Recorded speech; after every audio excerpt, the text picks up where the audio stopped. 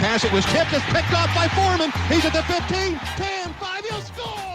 Look to the left, and he kind of telegraphed it all the way. When the ball was tipped, Foreman's in the right spot. Sponsored by Anderson Ford, Tanner's Bar and Grill, Elway Power Sports of Lincoln, Tavern 180, Benny Creekpack of State Farm Insurance, and Action Plumbing, Heating, AC, and Electrical. Here's Fuente dropping back, fires a pass, and it's intercepted by the Huskers at the 25, Jay Foreman. And Foreman takes it down to the 19-yard line of Oklahoma. Another big play by the Black Shirts. On 93.7 The Ticket and theticketfm.com.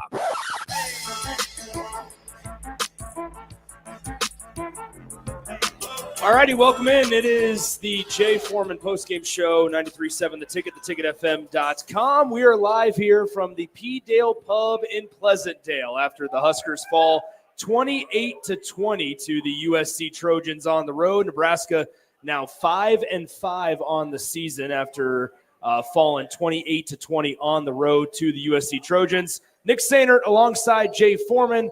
Jay, welcome in. Initial thoughts on the 8-point loss here. I mean, a loss it's no different, man. It's you lose before you go into bye week. Obviously, it wasn't a good showing against USC. Obviously, or UCLA, excuse me. And then this game, it seems like we had control of the game and lost it very quickly, and never was able to kind of get our bearings back. And when you think about it, when you score a defensive touchdown off an interception, the chances of winning are probably 75% or higher. Yeah, it's equivalent of a special teams touchdown. So that's what's most disappointing. And I think it's more or less the disappointing of not taking advantage of your opportunity from the offense, and then obviously defense not getting off the field. So look, right now you're 5-5. You're the same record as SC. Yeah, and now it's essentially Wisconsin or bust. Now we see Wisconsin about to play Oregon now. Nebraska played hard. I wouldn't say they played good, but they played hard. I don't think they were very efficient in the way they played. I felt like in order to beat USC, you have to stop the run. We did not stop the run. They were able to run at will from the very beginning, which allowed them with a new quarterback to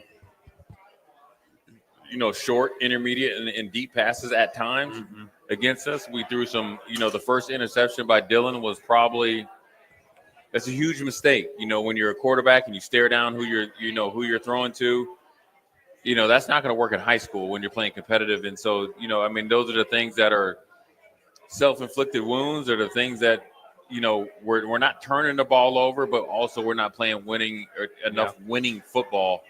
And look, we stopped Zachariah Branch, both by coverage and by our ability to kick. And so, it's a tough loss. It's a long road home. It's a learning experience. Obviously, it's a new transition to an offensive coordinator and Dana Holgerson. That's yet to be seen. The offense looked a little bit more fluent, I guess I would call it, but also, the most important thing is you got to score points, and we did not do that. I think they need to make some decisions now at running back. Yeah, I have no problem saying it. And without that being said, Tim Vogt, hold on, Tim Vogt's leaving. We got Fast Mike's Hall and Tim Vogt in up in here. He's leaving. But at the end of the day, though, Nick, to be honest with you, you got to start pushing the envelope now. We got to start playing better. We cannot sit there and hope for pass interference. You got to make your own luck. If you see something, you got to go get it. If you want it, you got to go get it. And so right now we're at a position that we got a long flight home. You got to get rested. You got to recover. And the team that we're playing is on TV right now. And so you got to, immediately turn the page. We have got to get the 6 wins. There is no more leeway. Yes, it's commendable that you didn't, that you had a chance to win and you lost. And, when you think about it, we scored 20 points, right? 7 on defense. You can't count on that every week. So it's 13 points. We got to be better offensively.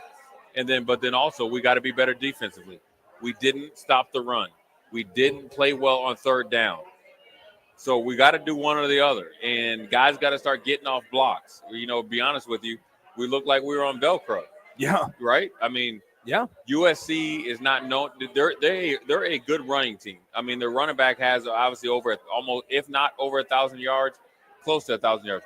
We just didn't get off blocks. We were not active enough at the second level defensively. I mean, I would say efficiency, and then also like we didn't play the playbook or the plays effectively enough. Yeah. Meaning our technique and fundamentals were not very good. When you see a running back be able to get the ball and essentially unimpeded to the second and third level, we're not getting off blocks, and then therefore we're not fitting right on the run defense. And that led to them for their quarterback, after throwing an early interception for a touchdown, to be too comfortable. And he was able to be aggressive and be offensive minded versus defensive. I will say this. I mean, there's a couple of housekeeping things. Want to thank our sponsors, Anderson Ford of Lincoln, Vinny Kreekak at State Farm Insurance, Elway Power Sports Lincoln, Action Plumbing, Heating, AC, and Electrical, and Tavern 180, as well as Tanner's Bar and Grill. I would say this. We're getting a lot of texts, both personal. Before that, though, we got to thank Fast Mike's Holding. And Fast Mike's Hauling. Fast Mike's Hauling. My That's man, correct. Tim Volt. He was here. He left out of here, man, like he was late for a flight. It's only like a 18-minute drive back to Lincoln. Tim Volt, if you're listening, I'm highly disappointed. You left out here like he was late for a flight. There you go. I hope you're going to Aruba. Here's what I would say, though. We're getting a lot of texts. I got some personal ones, and then we got some on the text line. By the way, when we're on remote, we're here at the P-Dale Pub out in Pleasantdale. Come on out. Got plenty of prime rib left on special. Raffle items as well. Come on out. It's been a great environment the entire game. Wish the game would have ended a little differently, but it's been a great day so far. There's been a lot of texts about how there should have been a penalty here or a penalty there, and especially on the last drive of the game, there's a lot of people saying that the ref issue needs to be fixed. Here's the deal. And I'm going to go, Jay, I got to commend you because you were real professional in your opening statement. I'm not going to be as professional because here at the end of the day, Nebraska should have never been in that position. Nebraska should have never needed to get to the end of the drive or the end of the game and needed a touchdown and a 2-point conversion. Why? Because the one or two times that your defense did get a turnover, a fumble in the fourth quarter, you got the ball in the red zone. It doesn't matter if Marcus Satterfield's your offensive coordinator. It doesn't matter if Dana Holgerson's your offensive coordinator. Nebraska's offense right now is incompetent. It is. It is. Dang. Because I'm sorry, Jay, but let's be honest. Let's be honest. You as an offense today had 191 yards passing and 119 yards rushing in a college football game. And you had a chance to win time and time again. USC, they had 441 total yards of offense, but you turned over the football. On defense, you had a chance at 3 interceptions, but because of bad defensive back play, you missed out on 2 of them. You missed out on opportunities time and time again. And yes, while the refereeing is an issue in the Big Ten Conference, it's an issue across all of college football. You know who you don't hear complaining and crying about the officials, and I'm not saying Husker fans are doing this, but it's Colorado right now. As much as that pains you to say it, why? Because Colorado goes out and takes care of business. They got 3 interceptions against a bad Utah team. USC, both statistically and on paper, is a bad football team. They were 4-5 going into this game. They were starting a backup quarterback over a guy that they chose to represent them at Big Ten Media Days. And a coach who just got NCAA violations passed down on him and no home crowd. And you were still unable to get the job done. Missed opportunity after missed opportunity, missed assignments, blown coverage, bad defense, time and time again. We can blame the refs all we want, but guys did not get their jobs done today. Yeah, and that's really what the whole 5 losses have been to, whether you're showing up with the right mindset, right? Whether you could point to, I guess, Indiana and UCLA, right? Being ready to get active. You can even say a little bit of Illinois, but ultimately you haven't played enough winning football in all 3 phases. And it could be 1 phase here, 2 phases here. Or at the end of the day, it has not been good enough. And when you go on the road and play a very athletic team in USC, you got to come ready to play. You have got to make them earn it. That's how that's how Minnesota's beat them. That's how every team that's beaten USC has made them earn it, because the worse you play allows them to play better. We did not do anything today defensively, in the sense of we didn't stop the run well enough. We obviously didn't stop the pass. We didn't extend drives on offense, so allowed their offense to be on the field a lot, which again, wore down our defense. And so ultimately, we came down to the last drive when we're down by 8, and came up short. And Jay, you should have never been in that position. Like, no, can we agree on that? We're okay. We are agreeing. Yeah, we're agreeing. So we're okay. So we get a defensive touchdown. You're waiting for the offense to get going. You give up that deep pass when Tommy Hill misjudged the ball. He really wasn't even covering his guy. Then he misjudged the ball. Poor effort on the tackle on the next play. And then the next play, that has nothing to do with scheme. No, so and that has nothing to do with coaching. It does to an extent. No, it has nothing. Okay. It has nothing to do with coaching, because a coach is telling you that you can't do that. Yeah. You're a good enough player and a senior player, and you've played good enough I'm going to put you're in the game.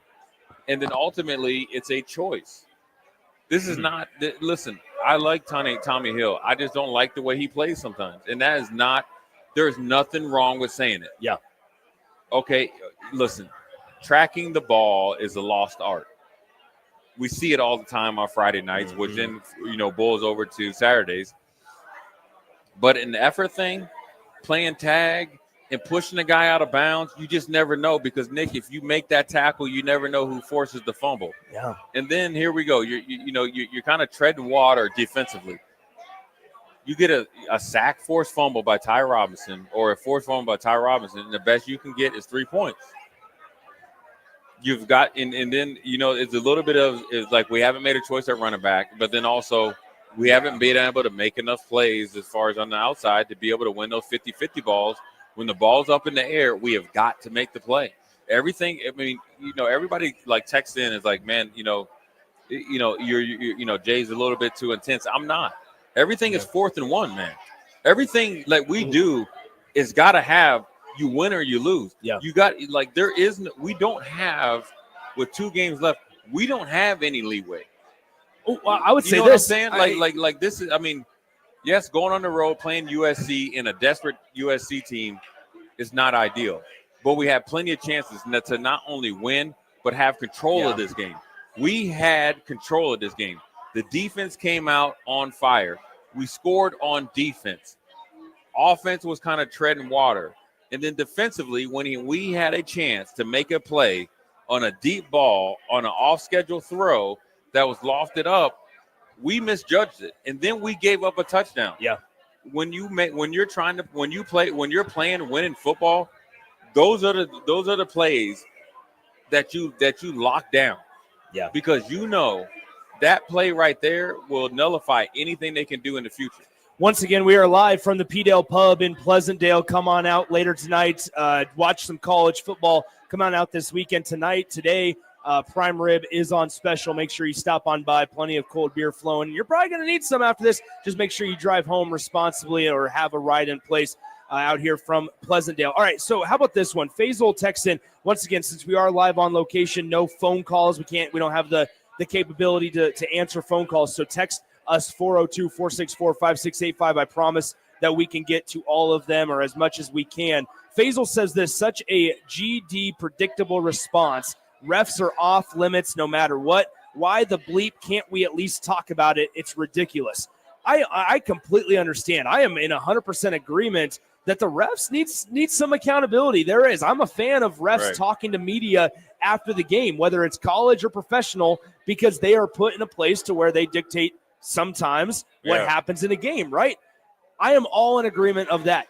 But I would say this, Faisal, and everybody that's extremely critical of the refs, I'm extremely critical of the refs. There was a really bad spot on a 3rd down and long play that Nebraska allowed 9 yards when they needed 10 after the ball bounced off of Javen Wright's helmet, and it ended up getting caught and went for 9 yards on the reception.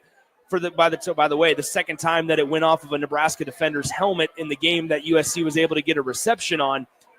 I say this in response to all that. Be critical of the refs, but also be realistic that they're not the reason Nebraska lost the game. Maybe they're the reason that Nebraska didn't get another chance when they were already down 8 by 28-20.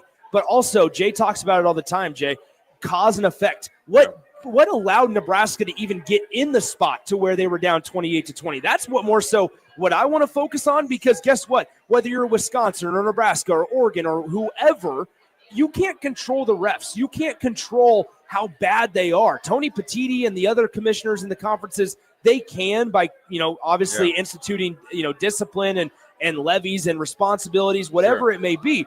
But as a head coach, Matt Rule can't control that. You know what he can control? Who's out there, who's coaching. And also the players can control effort.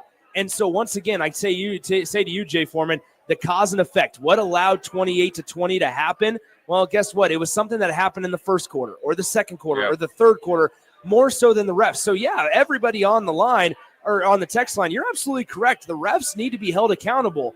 But there was also a lot more to this game and to every Nebraska game, just like there will be to the Oregon-Wisconsin game, where you can go back and nitpick. But that's not all the cause and effect. No, it's not 100% on the refs, but they were horrible. I mean, the defensive hold, I'm a big believer in when you have, like, jersey stretch at the point of attack. They missed a ton of them on Jamal Banks, which would have turned, been, I guess, a different. Absolutely. It had an effect on the game. Absolutely. But more importantly, Nick, than that, I'm a big believer you make your own luck by taking advantage of the opportunities that you have. When you have a chance to get an interception on essentially a punt, right? Yeah. And you misjudge it, you got to make it or at least tip the ball out of bounds. Or like Hartzog, like the ball goes right through your hands. Mm-hmm. Can you at least tip it so he can't catch it? It goes right through your hands into somebody else. Yeah. These are simple things that you can control because you have a chance to make a play that we haven't been able to do. You can go back to the time of when it was 3rd and 6 and we missed a tackle in the flat and he was able to get 7-8 yards. Fielding a punt at your own 4-yard line. Right, fielding a punt. Like there's so much that we can dive into. And that happens in every game. Yes. Now, more importantly, those big plays, and you got to think, the touchdown when Hartzog, when it went through his hands, and then also the one with Tommy Hill, and then compounded with, let's be frank, the lack of effort to tackle leads to 6 points. That's 2 touchdowns. That's 14 points that you had a chance to directly make the plays. It wouldn't have been a spectacular play, right? Yeah. Am I good at?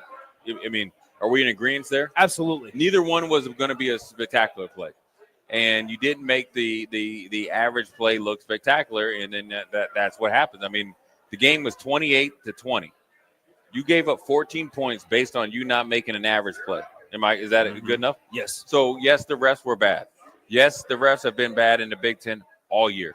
Yes, the refs will continue to be bad for the rest of the year. They will be bad in the college football playoffs. They will be bad in the bowl championship series or the bowl games or the conference championship games. They'll be bad or they'll be not up to snuff. But at the end of the day, Nebraska had a chance to win. We didn't take advantage of it. We didn't take advantage of some opportunities offensively and especially defensively, and that's what allowed a USC team that was right for the picking to stay within the game and then eventually win the game by 8 points. There's a lot here, right? And it's, I mean, while, yes, a majority of it can be on the players, we will dissect throughout the course of our next 90 minutes or so. There is some on the coaching because, Jay, as we kind of continue to overview this Husker loss, there was multiple times. Sean in Omaha makes a really good point about with 4:40 left, Nebraska called a timeout before punting. It was on 4th and 3. They were trying to get the defense to jump, and they ended up taking the delay of game penalty. Those are valuable timeouts that you would probably like to have on your final possession. It might have opened up things instead of having to go for a touchdown at the end. Like, there's a lot of the evolution of the game of football that you can in hindsight's going to be 2020. We all know that. However, the game management, and we talk about it, I think at times we joke about it. It just doesn't feel like Nebraska thinks that they can be an alpha. It truly doesn't. On the way, whether it's players or coaches. Yeah, I mean, as a player, that's your job. My bad. Yeah. As a player, that's your job. That's what you should be. That's what you have to be.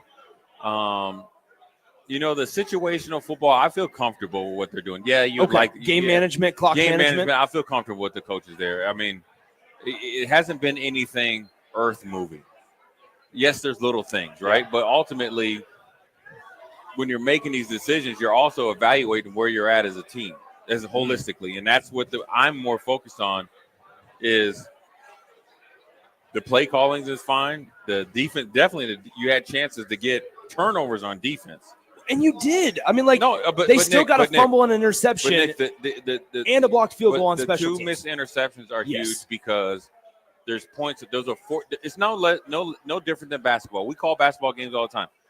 A ref might miss a traveling. The other team comes down and hits a 3. That's a 5-point turnaround. You're talking about 14 points. Yeah. That are actually factual 14 points. So even if they got 3 out of them each, that's 6 points. 100%. Right?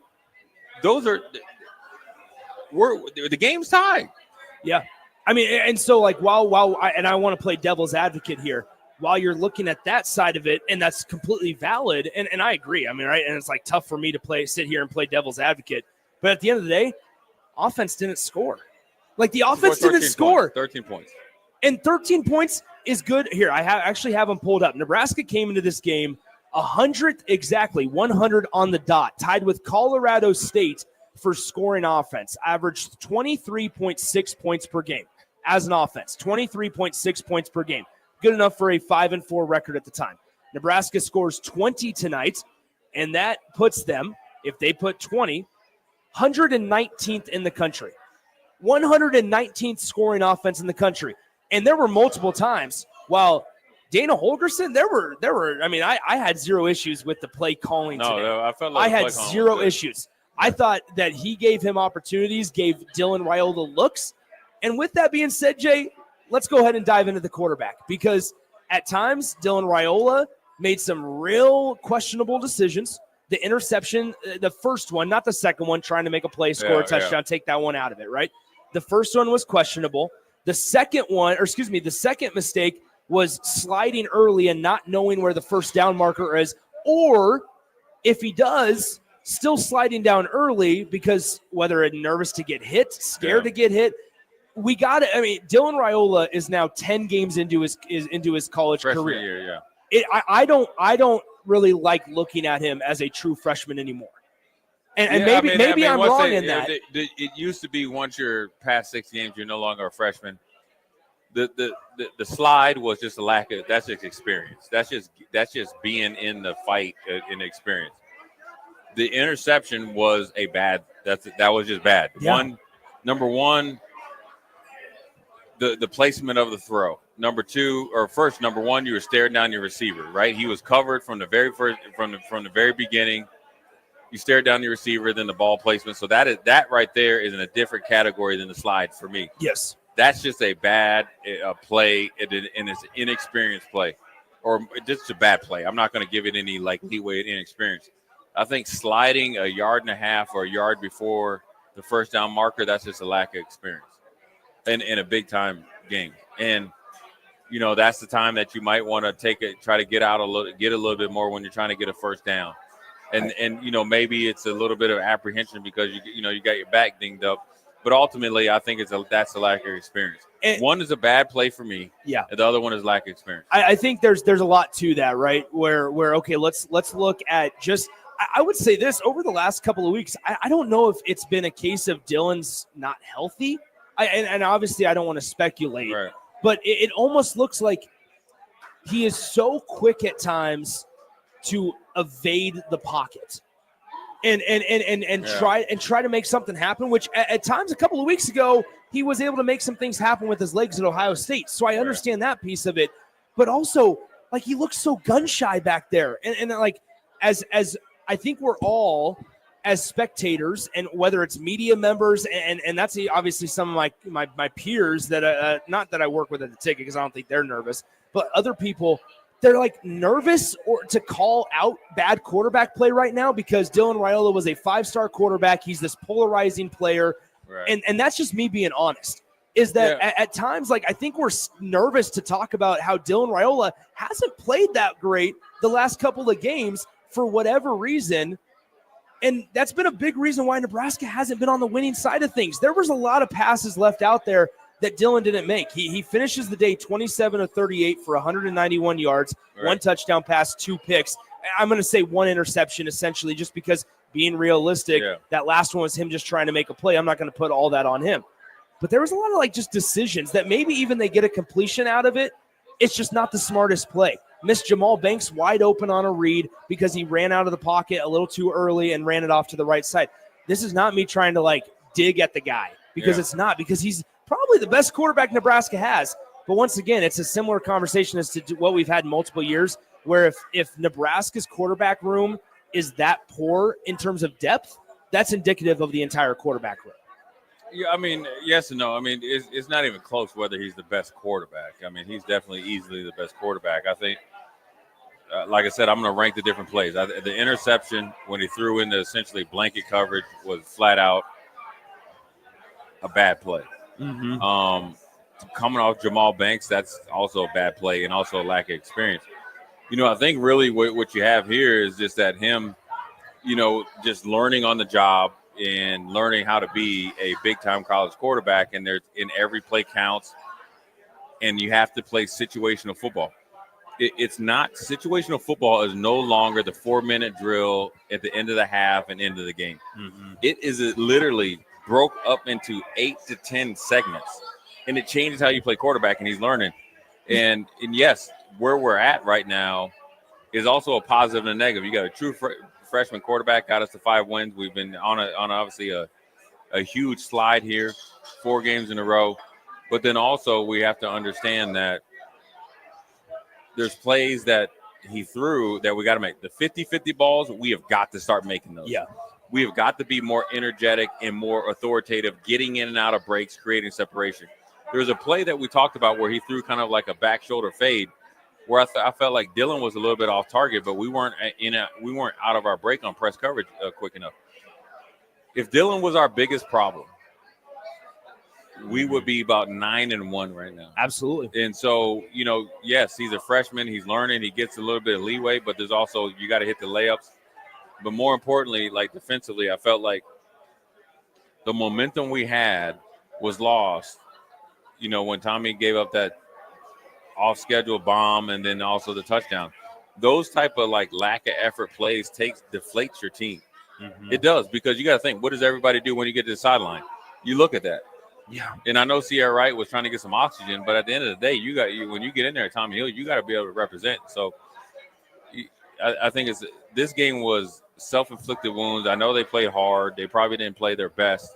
And so now you got to really get back to work and understand that when Wisconsin comes in here, it's all or nothing. You cannot sit there and pat yourself on the back and say, well, we played hard. So then you don't take this as a victory. You lost. And then everybody lost, right? I lost, you lost, the coaches lost, the players lost. And so everybody understand we lost. There is nothing positive or too positive that comes out of losing. 402-464-5685. The Starter Heyman text line is open for you guys. The entire post-game show, we're here for 90 minutes or so after the game. So probably about another hour of Jay and myself on the Jay Foreman post-game show. All right, so we have a couple of different texts on here, and I want to get to them. Phil says, listening to Nick critique our freshman quarterback is the pinnacle of idiocy.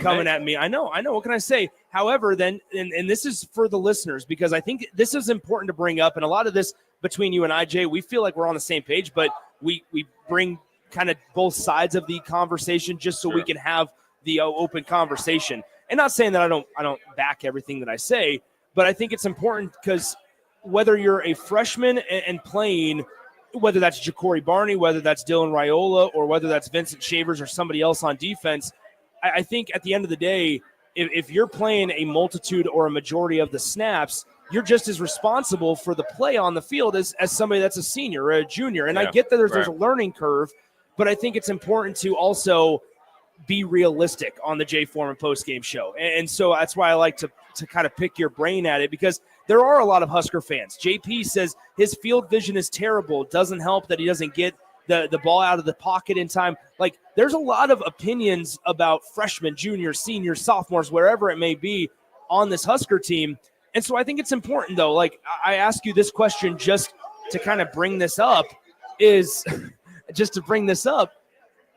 how much longer can we use he's learning in the moment to not give him a cop-out. Right. That's not what I'm getting at. Yeah, but as a reason to why Nebraska wasn't able to win a game. It extends past his first year. I mean, you got to think every snap that he's taken is a learning experience. Yeah. So, of course, you can't expect as a freshman, like, okay, so say we had Dylan Raiola as a junior or senior. Yeah. Right now, I guarantee you it'd look a lot different. So it's a constant learning period, and he's learned on the job in the hardest conference in college football. I mean, that's the honestly got truth. It is. And then also, you have other guys that are learning as well. I think Jamal Banks is understanding this Big Ten coverage in corners is a lot different than the ACC. Same with Isaiah Nair. And so, and Barney, and the rest of the guys. And so, I don't think, it's easy to look at the quarterback, and this is also the part of playing the quarterback. When we were 3-1 and 4-1 or whatever, 5-1, the quarterback and everybody's getting a lot of credit. Yeah. The offense was actually, doing what they needed to do. Now you're struggling a little bit. Now you're really getting, people to evaluate what you're doing and how you're doing it. And so really what we need to do is everybody needs to play better. The offensive line needs to block better. We need to figure out a rotation and who we're going to run with at the running back position and then go from there, because I think we showed that we were able to run the ball effectively enough to play big boy football.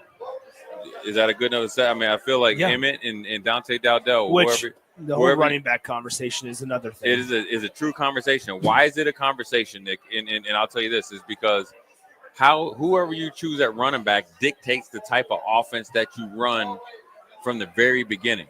Yeah. And who you believe in.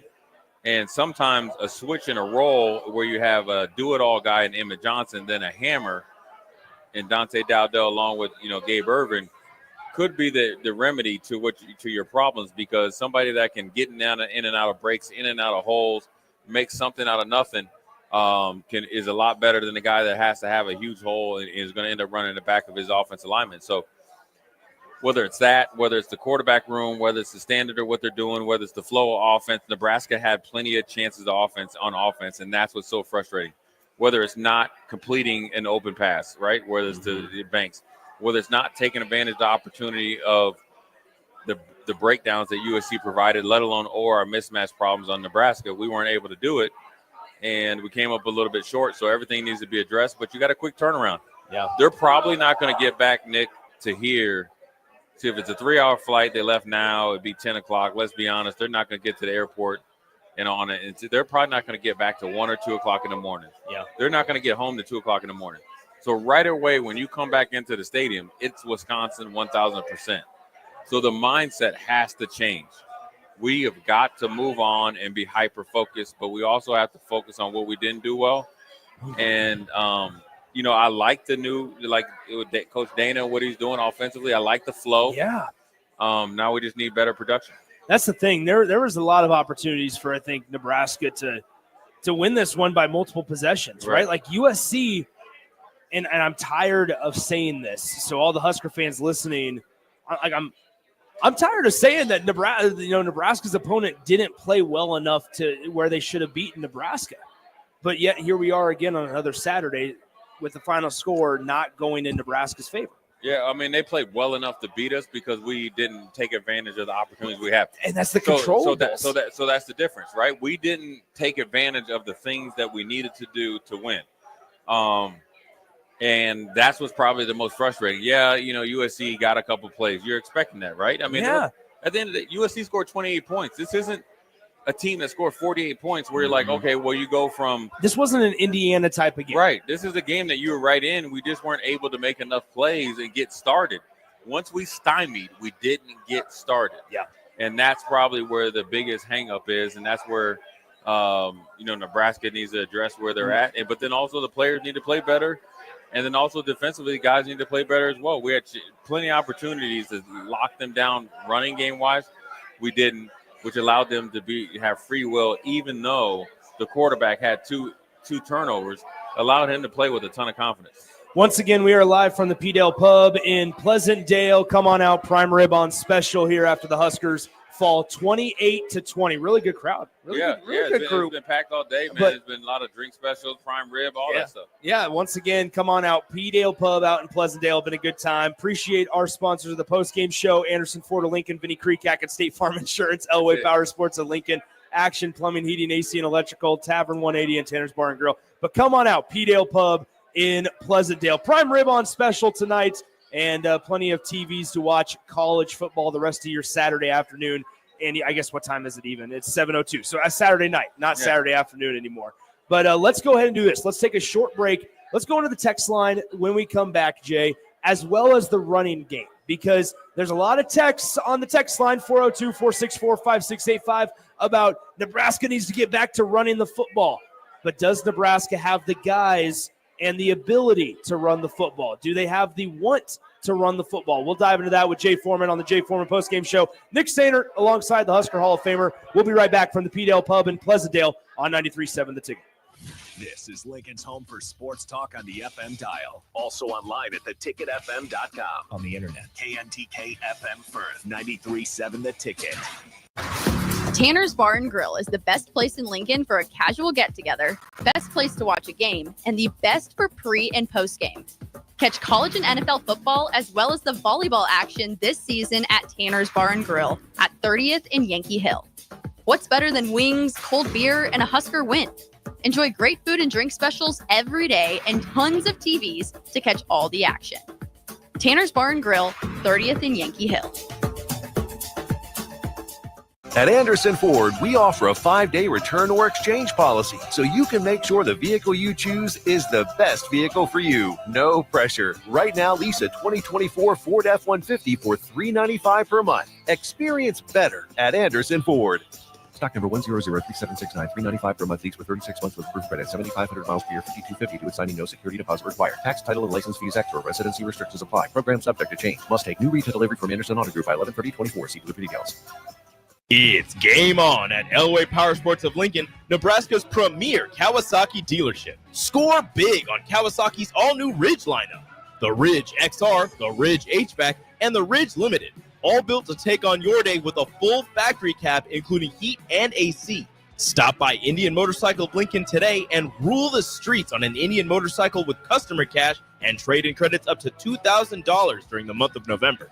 Elway Power Sports of Lincoln at 27th and I-80.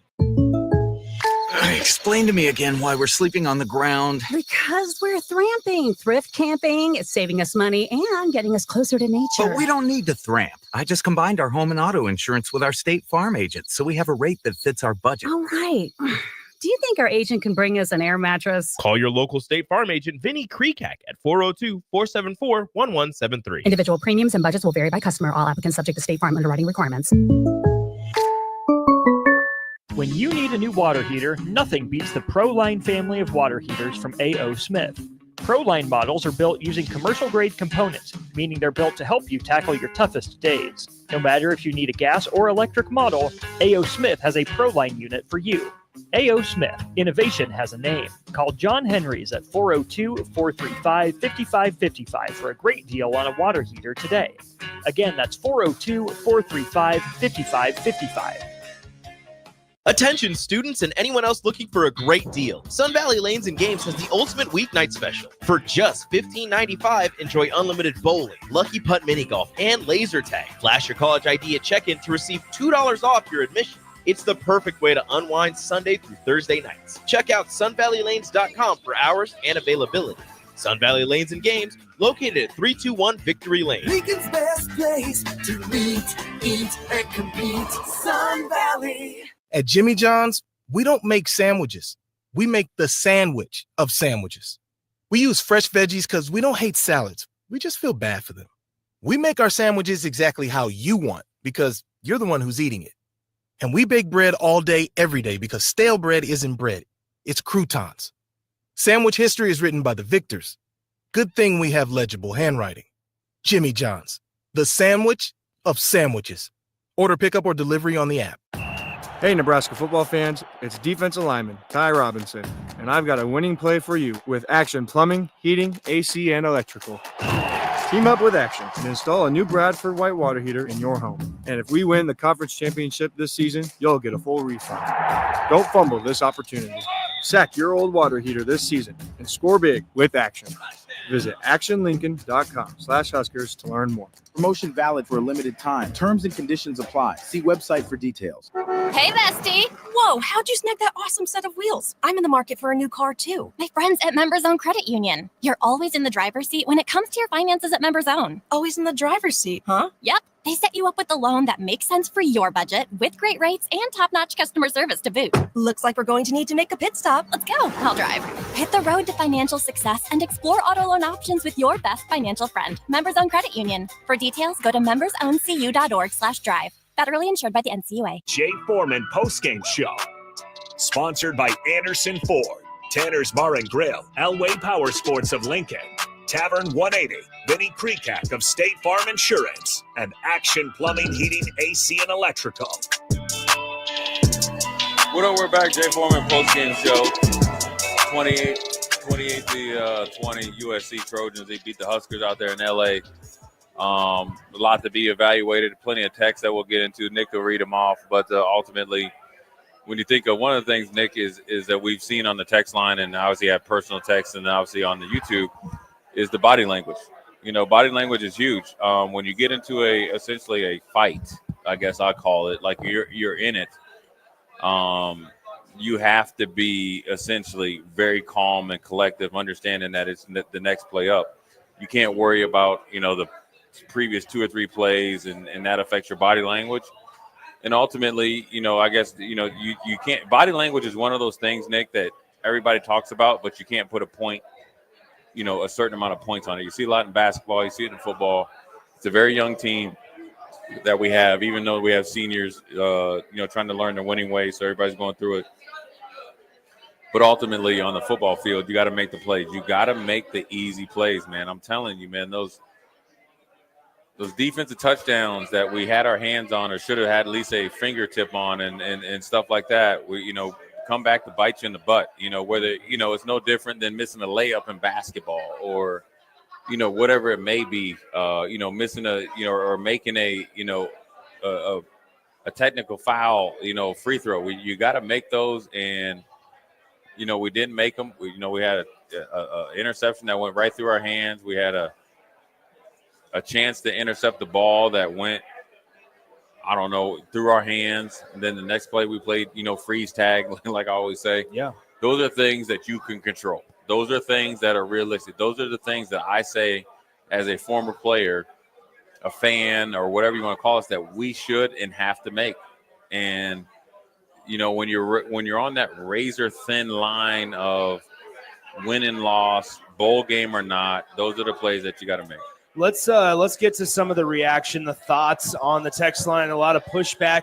I want to shout out Old Dad 34 on the text line. Appreciate you. He's mad at me, but that's okay. Like I texted him back, and I was like, dude, we can all agree to disagree. Like let's have some conversations about this, because there's a lot of frustrations to get out. I'm good with the pushback, just as I know you are, Jay. We're fine with it, and we're okay with it. So. Let's just go through these rapid fire before we talk about the running game specifically. There's a lot here, so I apologize if I don't touch on you, but we're going to try to get to all of these here. Phil the Burn says, Dylan, the defense lost this game for us. Harburg should have been in the whole fourth quarter. We'll go back to that point, actually. Say hello to 5 and 7 boys. Same stuff, different year. Time to check out till a garbage season next year. We got 4656 says if Dana Holgerson was smart, he'd get out now. Lincoln is where coaching careers go to die. 2393, time to gut the team and put some of that young blood in. Tired of losing these refs. Something to give. Husker Rick and Creve Coeur, Missouri. Shout out to them. Husker Rick, thanks for listening. Why is Fedoni playing? He does not or can't block. He cannot outrun anybody after a catch. Hartzog can't cover anybody either. That comes from Tony in Tennessee. If you're telling me, this comes from 5913 on the text line, if you're telling me that a team lost with a pick six, a fumble recovery, and a blocked field goal, I would tell you you're crazy. Obviously, we know Nebraska lost with those three things to their stat line today. To be clear, Faisal says this, I 100% believe this loss is on Nebraska. I just want the refs to be held accountable. Amen, my man. I agree. Faisal 1010 says I see 5 and 7 overall. It's sad. 5284. Matt Rule should have never came out and said we are ahead of schedule. It's one thing if he honestly felt that way, but there has to be some blame to place on Rule for the team's current demeanor and attitude. This BS with different captains every week needs to change too. That's soft. We need to have solid, consistent captains. Let's go to some of the recent ones here. 8729 says, I am bleeping sick of the 3-3-5. Okay, let's pause there. Yeah. 3-3-5. Nebraska, yeah, they run it, I guess, technically, but a lot of times they have four down linemen. Realistically, It's they're playing a 4-3. four-man front. Yep. Whether it's a 4-2, for the 4-2-5, a a regular 4, they play 4-3. They bring Gifford down, and it'd be a true 4-3. They'll play it somewhere somehow. Really stop worrying about 3-3-5, 4-3, 3-4, 4-2-5. 5-1-5 or whatever, and realistically focus on how well they're playing. And we didn't play well enough against the run. And whether you have your 3 down linemen and you have an outside linebacker, we didn't play well enough against the run. And then realistically, we didn't play well enough against the pass. Look, I said it in a Foreman's 4, and I wish all you guys that are texting in would realistically like, subscribe, and obviously retweet the J Foreman 44 YouTube channel. When I do Foreman's 4, brought to you by Fast Mike's Hauling. And this is no joke. I love our sponsors, Anderson Ford, State Farm, Action Plumbing, Elway Sports, Tavern 180, Tanner's Bar and Grill, and of course the Ticket. I love you guys, and we're all in conjunction. Now, the reason why we have to do the Foreman's 4 and we have to have the J Foreman's 44 channel, because there's not any airtime during the week to do essentially inside the huddle and all that. No, I'm gonna keep going. So just sit back and just listen. Don't stop me here. Just listen. So the point is this. You have to win first down. Yeah. And first down is generally a rundown. When you look at Woody Marks, that's where he did most of his damage. You got to shut down the run. You cannot allow him to have direct access to your second and third level, or you're always going to be behind the chains. And you have a new quarterback that struggled for the first, quarter and a half, right? Am I correct? Yes. Throwing the ball, feel comfortable because he has third and manageable or second and manageable, third and realistic, second and excellent because it's second and short and third and short. Yeah. And it wasn't a huge, ask to do so.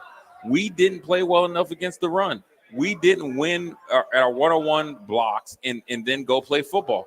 That's what it came down to. And then on defensively, yes, we had a turnover and a blocked field goal. So then the onus goes back on the offense because we had 2 turnovers, and a blocked field goal. So you had plenty of opportunities to blow this game wide open. But then also defensively, let's get past of just doing what we did and then that's enough. Yeah. Let's get to the point to where we flat out dominate the game. And here's why I say dominating the game.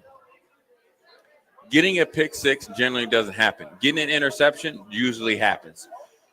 Forcing a fumble, let's say every other game. So let's just say we'll get 1 turnover, a game. Yeah. Right? That's pretty good defense. We're not going to block a field goal every game. But I'm going to tell you what we could do every game. Not let the ball go through our hands and not bust the coverage as far as on a off schedule, throw up lollipop pass and then turn around and tag the guy as he runs up the sideline. We can do that every game. We can do that from week 1 to week 12. So once we get to that point, then you'll start to say, you know what, we dominated on defense and we're able to gut out an ugly win by doing so. 402-464-5685. And don't stop me next time I start going off on a tangent, Nick. I wasn't trying to hit stop every you. single sponsor. You did. Okay, then. 464-5685. We are live from the P-Dale Pub. Get your face off the camera, man. Damn. We have a great crowd here at the P-Dale Pub in Pleasantdale. 464-5685. All right, let's get to some of these texts here. 8729 says, so if it's not the 3-3-5 defense, then it's the players. Well, I mean, what you want to cut all the players? You got to play better. Let's get to right? Yeah, you're right. I'm not saying get rid of play better. You out there playing, play. The dude has the ball tackling. So here we go. If I take on a block, there's not a law saying that I can take on a block and not go make a play. I know. There's not a law against that. There's no law. When the running back gets the ball and runs right past you, that ain't got nothing to do with a 3-3-5. Get your ass off a block and make a play. There you have it. I have not forgotten you guys on the video stream, Facebook, YouTube, Twitter, Allo channel 961. All right, let's get to some of these. Jimmy's and Joe's, not good offense, 13 points on offense. We gave up 441 yards to Southern California, says Jeff Schneider there. Al Cush says we should have used Heinrich Harburg more. We have Bob that says, am I the only one who thinks the quarterback is and has cost the team games? A lot of conversation about the quarterback here. Matt Rule said if you don't burn a red shirt, you could use them. So this one has to be on the players. Bruce says, hey, Jay. Hey, Nick. Hey, everyone. There you go. Thanks to Bruce for listening in. Appreciate them. How about this one? What's that name? Earl the Pearl 8166 says 100% on the unathletic defense. We got Tony asking why Thomas Fedoni is playing. SD73 believes Raiola is 100% gone after this year. Where's he going? Bingo. Okay, let's have that.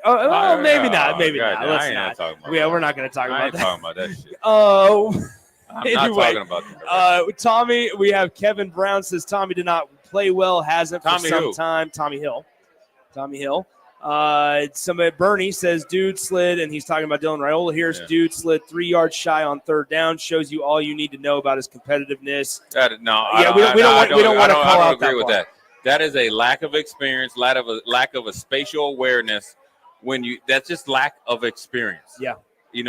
I can guarantee you, he has not had a lot of those situations after being hurt in high school. That's a lack of experience that I can tell you right now, and I will stand on the table. Dylan is more than competitive. You can talk about the interception. That was a bad interception. Mm-hmm. Uncle Jay will tell you, Dylan, that is not what you do. You do not stare down a receiver. And he did. I mean, he was covered from the very beginning. It was basically basketball telegraphing a pass. Right. That's 100% on the quarterback. Yeah. But I know for a fact he's a competitor. Because if he wasn't a competitor, he wouldn't be playing today. Trust me. Well, and there's that part, right? And so maybe that's an indication on Dylan Raiola and how the staff views Dylan Raiola, rightfully so, but also maybe an indication on the quarterback room. A little bit. I'm not trying to say like the quarterback room is so bad that a quarterback that throws 2 interceptions in the game is the best one. That's not what I'm trying to get at. I'm saying that there is – Jay, let me ask you this question generally across all position groups. Is there ever too much competitiveness?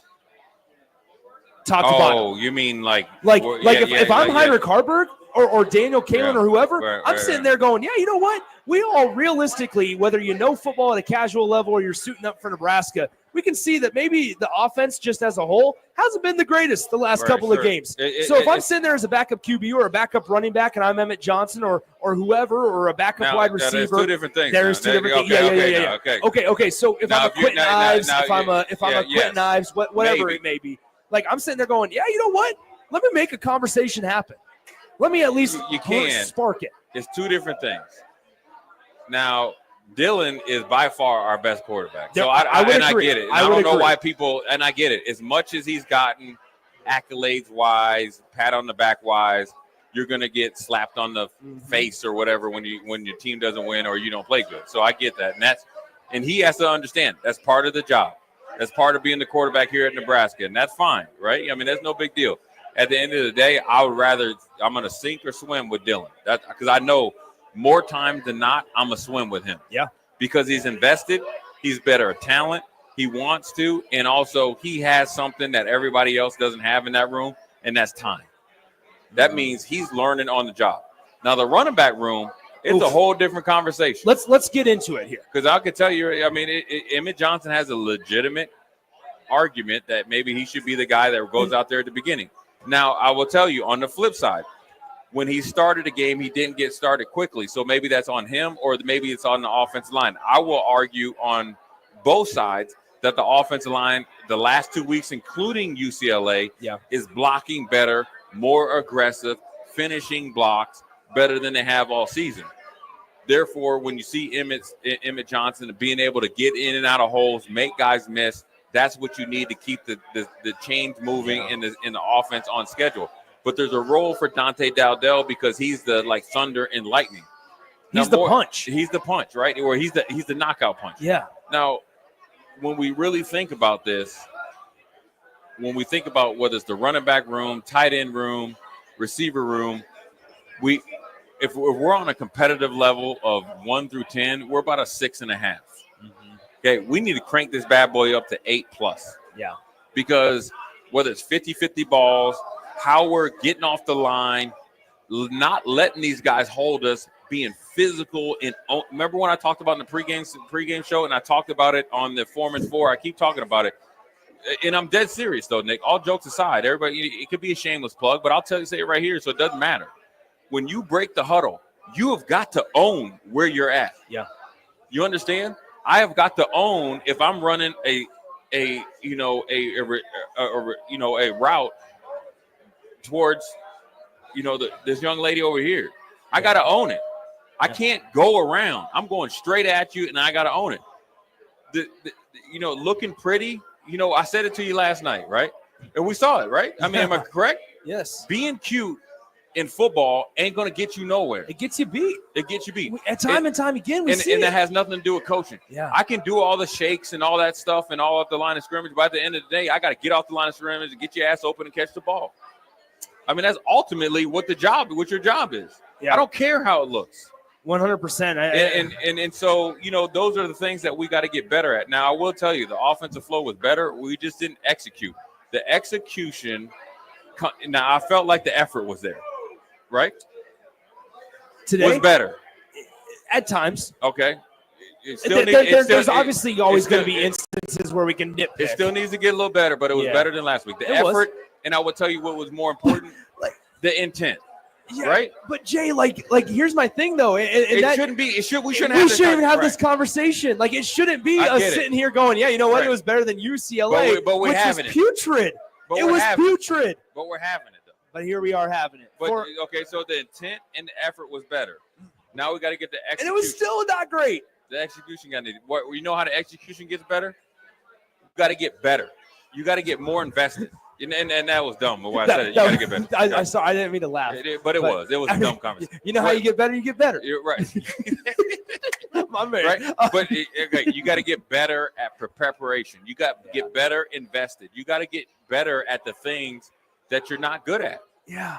And that's where it goes. And once again, you can clamor for Matt Rule to make all these coaching changes you want. And that's fine. I mean, that's his choice. That's the investment of the ultimately, fans. we got to get better. We got to get better, dude. 402-464-5685, the Honda of Lincoln hotline, the Starter Heyman text line are open for you guys. We'll take a break here in a few moments.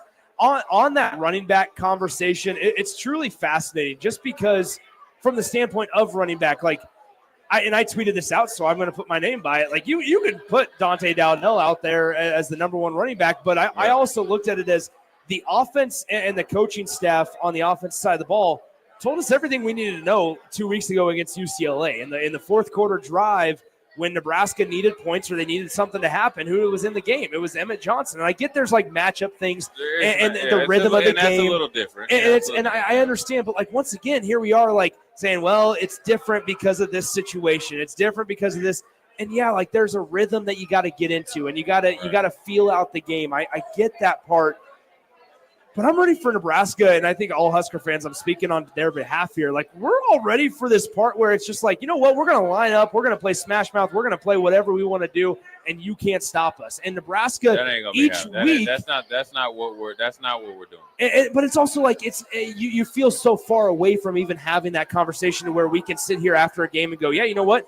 Nebraska had everything kind of go their way. They took care of business and got a couple of lucky bounces. Because today, guess what? Once again, you blocked a field goal. You were able to force 2 turnovers, and you probably should have had 2 more. And yet, and also in 2 times, you had lucky bounces not go your way because it hit off of your helmet twice defensively into the USC receiver's arms.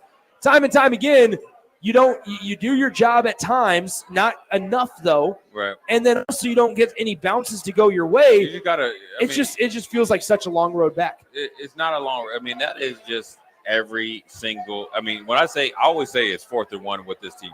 When everything you do, I mean, it's the margin for error is so slim. How you put on your socks or whatever, but I mean, ultimately, it just comes down to finishing every rep in practice. Going through the echo of the whistle.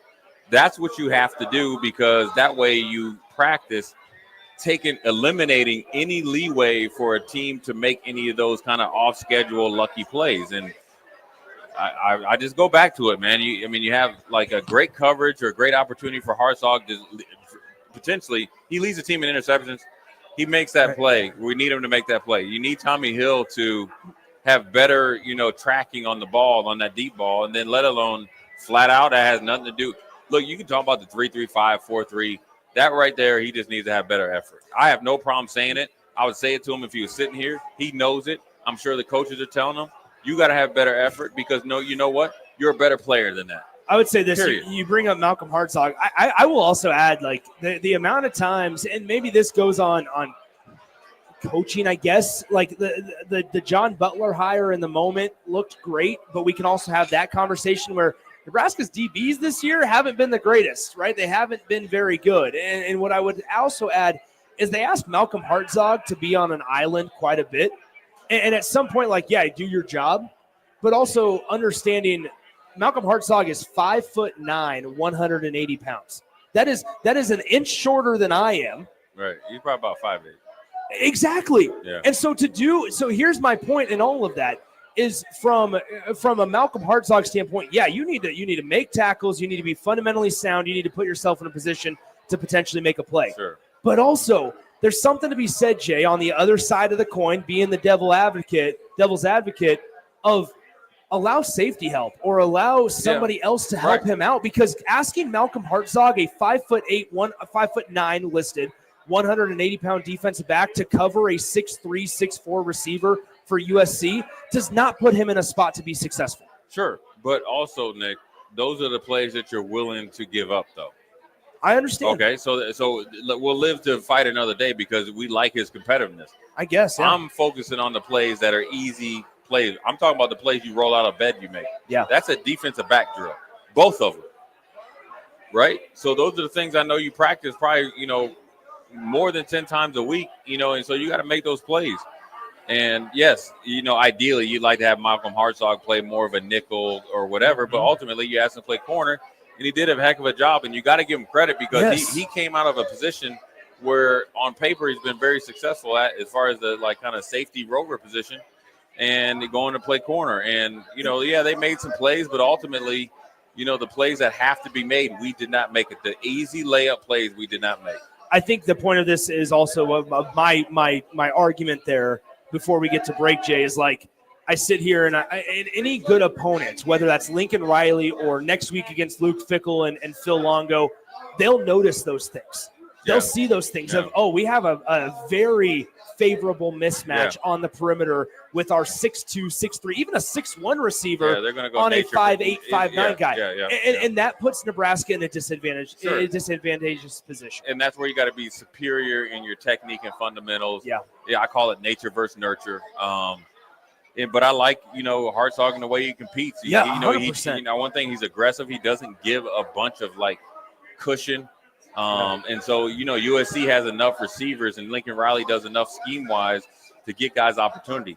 The biggest thing is the opportunity that you get by the layups that Lincoln Riley will give you. Yeah. And what Jaden Maivea gave you multiple times we didn't come up with. And I think that's the difference in the game. That's the difference in the game versus, height, weight, size, speed. And of course, we'd like to, be better offensively. But ultimately, the defense – it's not a far stretch to ask those guys to make those plays. That's what I'm saying. Mm-hmm. So just make the plays that you need to make, period. There you go. Let's take a break here. We are live from the P-Dale Pub in Pleasantdale. Prime rib on special today. Come on out. Enjoy some cold beer. We had the vodka Red Bull flowing as well earlier during the game, so come on out. It's a good one. Jay Foreman alongside Nick Sandert here. It's the Jay Foreman postgame show after the Huskers fall 28-20 to the USC Trojans on the road. They will face the Wisconsin Badgers next Saturday on Senior Day. That's a 2:30 kickoff, if I can remember correctly. Huskers and Badgers. The Badgers currently playing the Oregon Ducks in Madison. Last time I checked, Oregon was up 6-0. We'll step aside, come back one final time. We got about 30 minutes left in the program or so before we hand things off to Austin and Chancellor Brewington. We'll step aside, come back on the Jay Foreman postgame show on 93.7 The Ticket and theticketfm.com. This show's pretty rockin', huh? Yeah, I'm so glad my State Farm agent helped me go. Huh? My State Farm agent. They help me with options to personalize my auto insurance to get a great rate that fits my budget, so I don't have to give up the things I love. Wow. Hey, so do you think I could get your State Farm agent's number? Call your local State Farm agent, Vinny Kreekak, at 402-474-1173. Individual premiums and budgets will vary by customer. All applicants subject to State Farm underwriting requirements. It's game on at Elway Power Sports of Lincoln, Nebraska's premier Kawasaki dealership. Score big on Kawasaki's all-new Ridge lineup. The Ridge XR, the Ridge HVAC, and the Ridge Limited. All built to take on your day with a full factory cab, including heat and AC. Stop by Indian Motorcycle of Lincoln today and rule the streets on an Indian motorcycle with customer cash and trade-in credits up to $2,000 during the month of November. Elway Power Sports of Lincoln at 27th and I-80. Lincoln Federal Savings Bank. Personal banking like you remember. Home. It's more than a place. It's a feeling. This is Eric Bertrand with Lincoln Federal Savings Bank. If you're looking for a place to call home, call me. Let's review your financing options and get you into the home of your dreams. Proudly serving Husker fans. Personal banking like you remember. Member FDIC, Equal Housing Lender. At Action Plumbing, Heating, AC, and Electrical, we're ready, reliable, and recommended. Water heater acting up or your sump pump on the fritz? Call Action. Summer's around the corner. Is your AC working? Are you sure? Call Action. Electrical problems? I'm telling you, call Action. Call Action for a free same-day estimate or a trusted second opinion. You heard that right, a free same-day estimate. 402-423-6960. ActionLincoln.com. Ever wish you had another light switch on the other side of the room on a dark night? How much better would you sleep at night if you had a ceiling fan in your room? The High Electric Service Department is here to make your electrical what-ifs a reality. Whether you're looking to replace some outdated light fixtures or brighten up your counters with under-cabinet lighting, High Electric can handle all types of residential electrical installations and services. Give Erica a call at 402-466-6606 or visit high-electric.com to get started. With a wide variety of menu options, including the best prime and Wagyu steaks in Lincoln, if you haven't been to Tavern 180, you're missing out. Try any of their steak options paired with one of their well-known martinis, and this will soon become your favorite date night spot. Call your friends for a casual get-together where steak, shrimp, chicken, and tasty cocktails await your arrival. Tavern 180, located next door to Tanner's at 30th and Yankee Hill.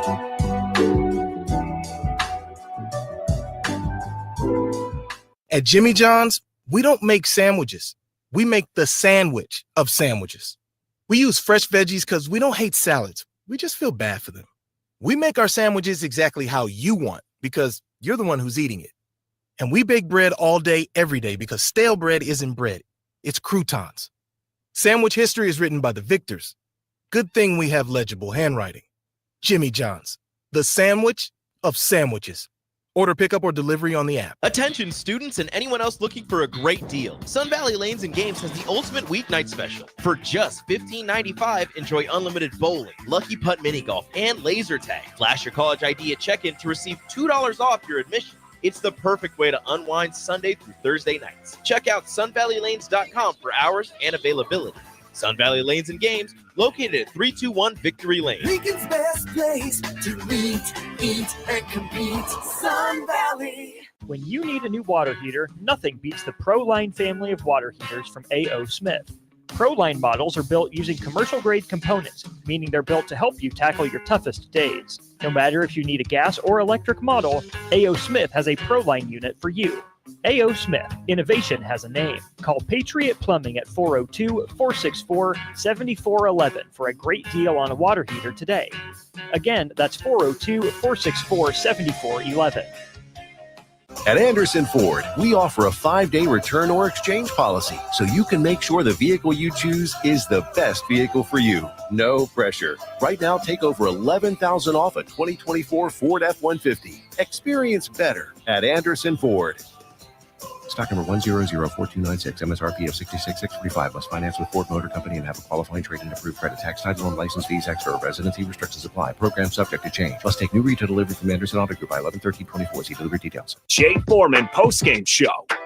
Sponsored by Anderson Ford, Tanner's Bar and Grill, Elway Power Sports of Lincoln, Tavern 180, Vinny Kreekak of State Farm Insurance, and Action Plumbing, Heating, AC, and Electrical. What up? We're back, Jay Foreman Postgame Show.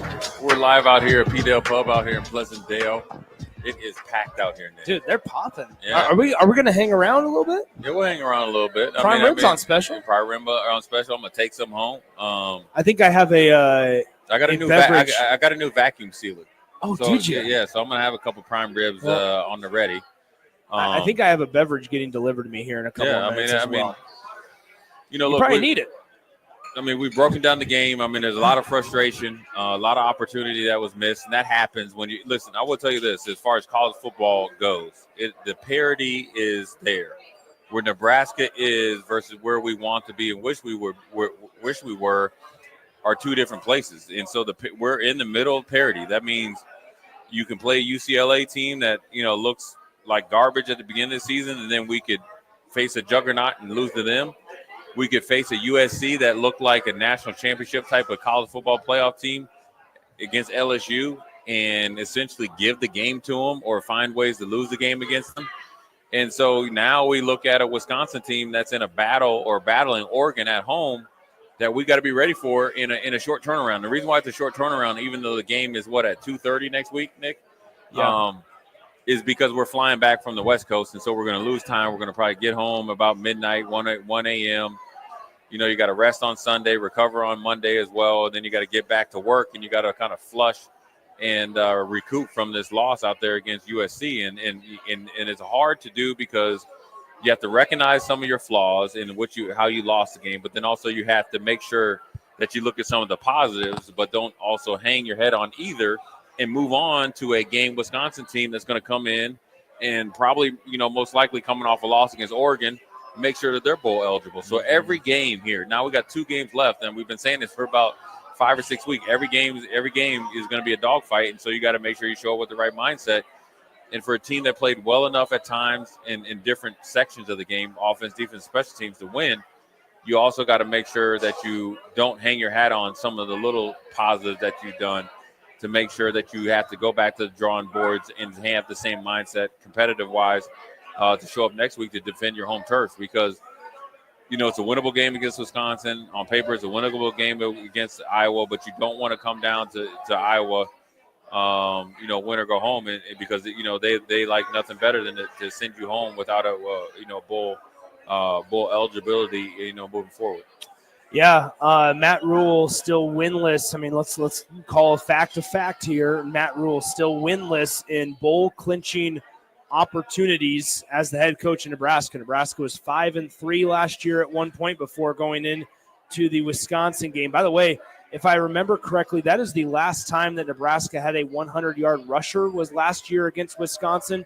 And Jay, as a little factoid here, that was Chubba Purdy, who was the quarterback or rusher, I suppose, that got over 100 yards in a single game for the Huskers back against Wisconsin last year.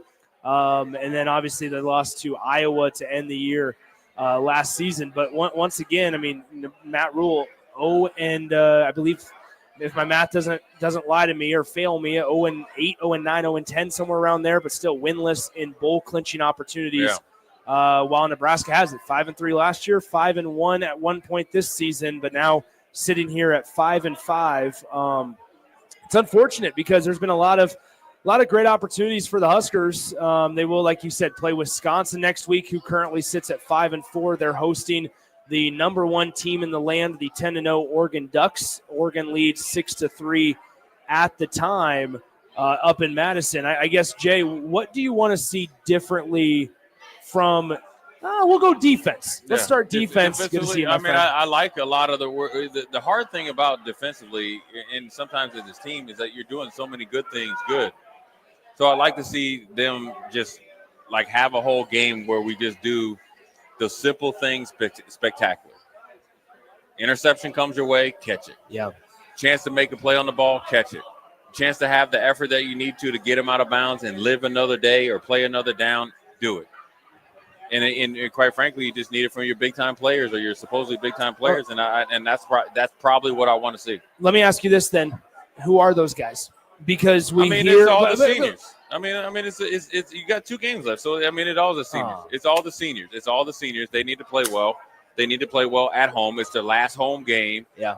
It's going to be emotional, and so you got to go out there and look. This is the lasting memory that you're going to have on, at Nebraska Stadium, at Memorial Stadium. I mean, there is no other better way to say it. This is your chance.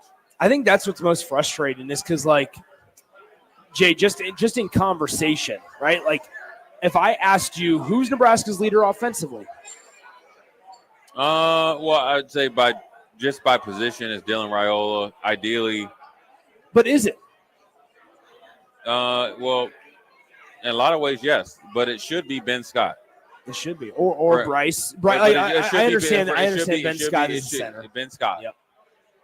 That's questionable. Now, defensively, I think it's Ty Robinson, and then you could go to Bullock. You have plenty of guys that I know that are leaders, and so, look, as much as you can't finger point. It's all we.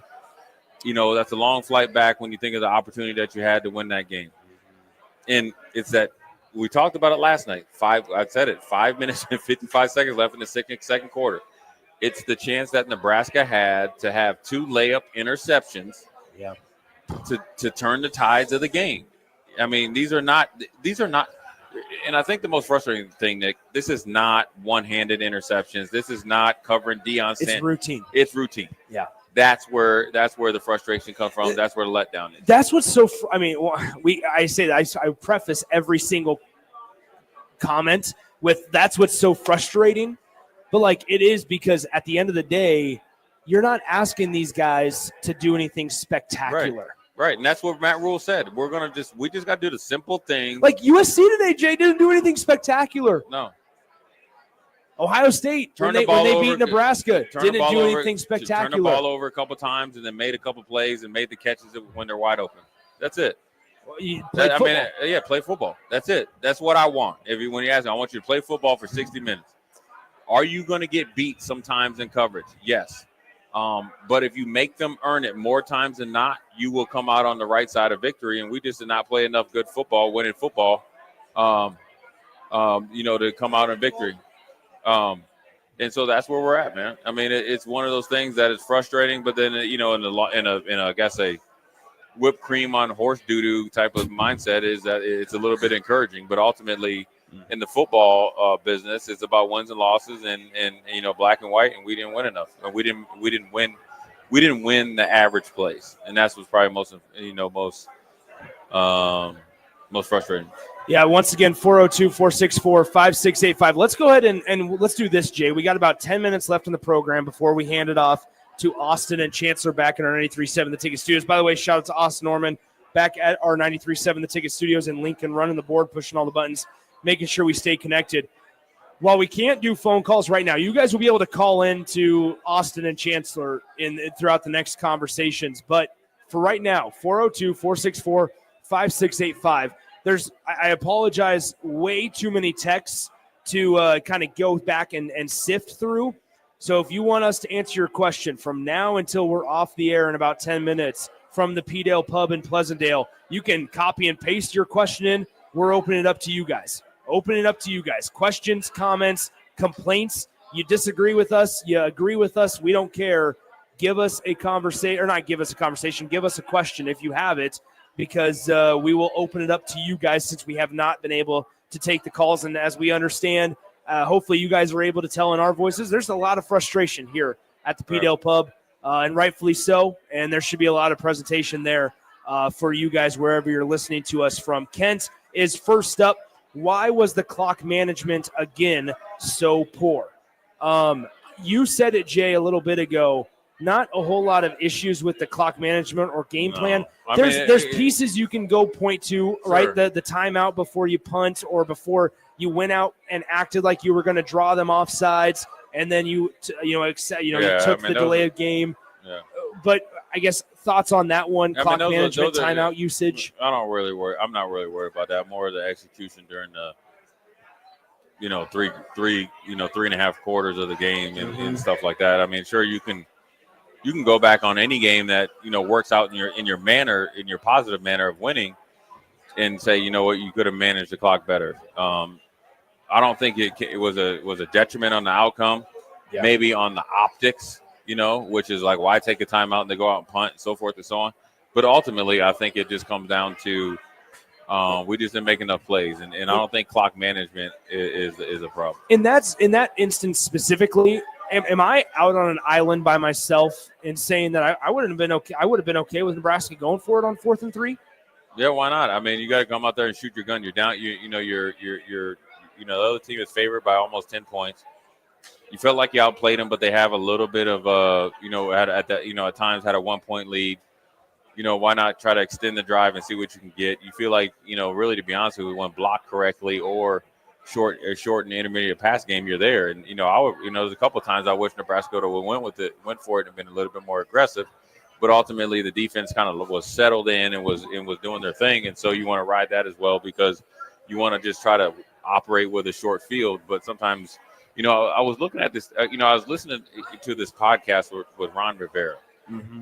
Riverboat Ron, and how and he was talking about how he, I guess, adopted the mantra and the personality of Riverboat Ron, and it was a conversation that he had with John Madden, and he called John Madden. John Madden was like, "You come out to Redwood, California, and meet me, and all this other stuff."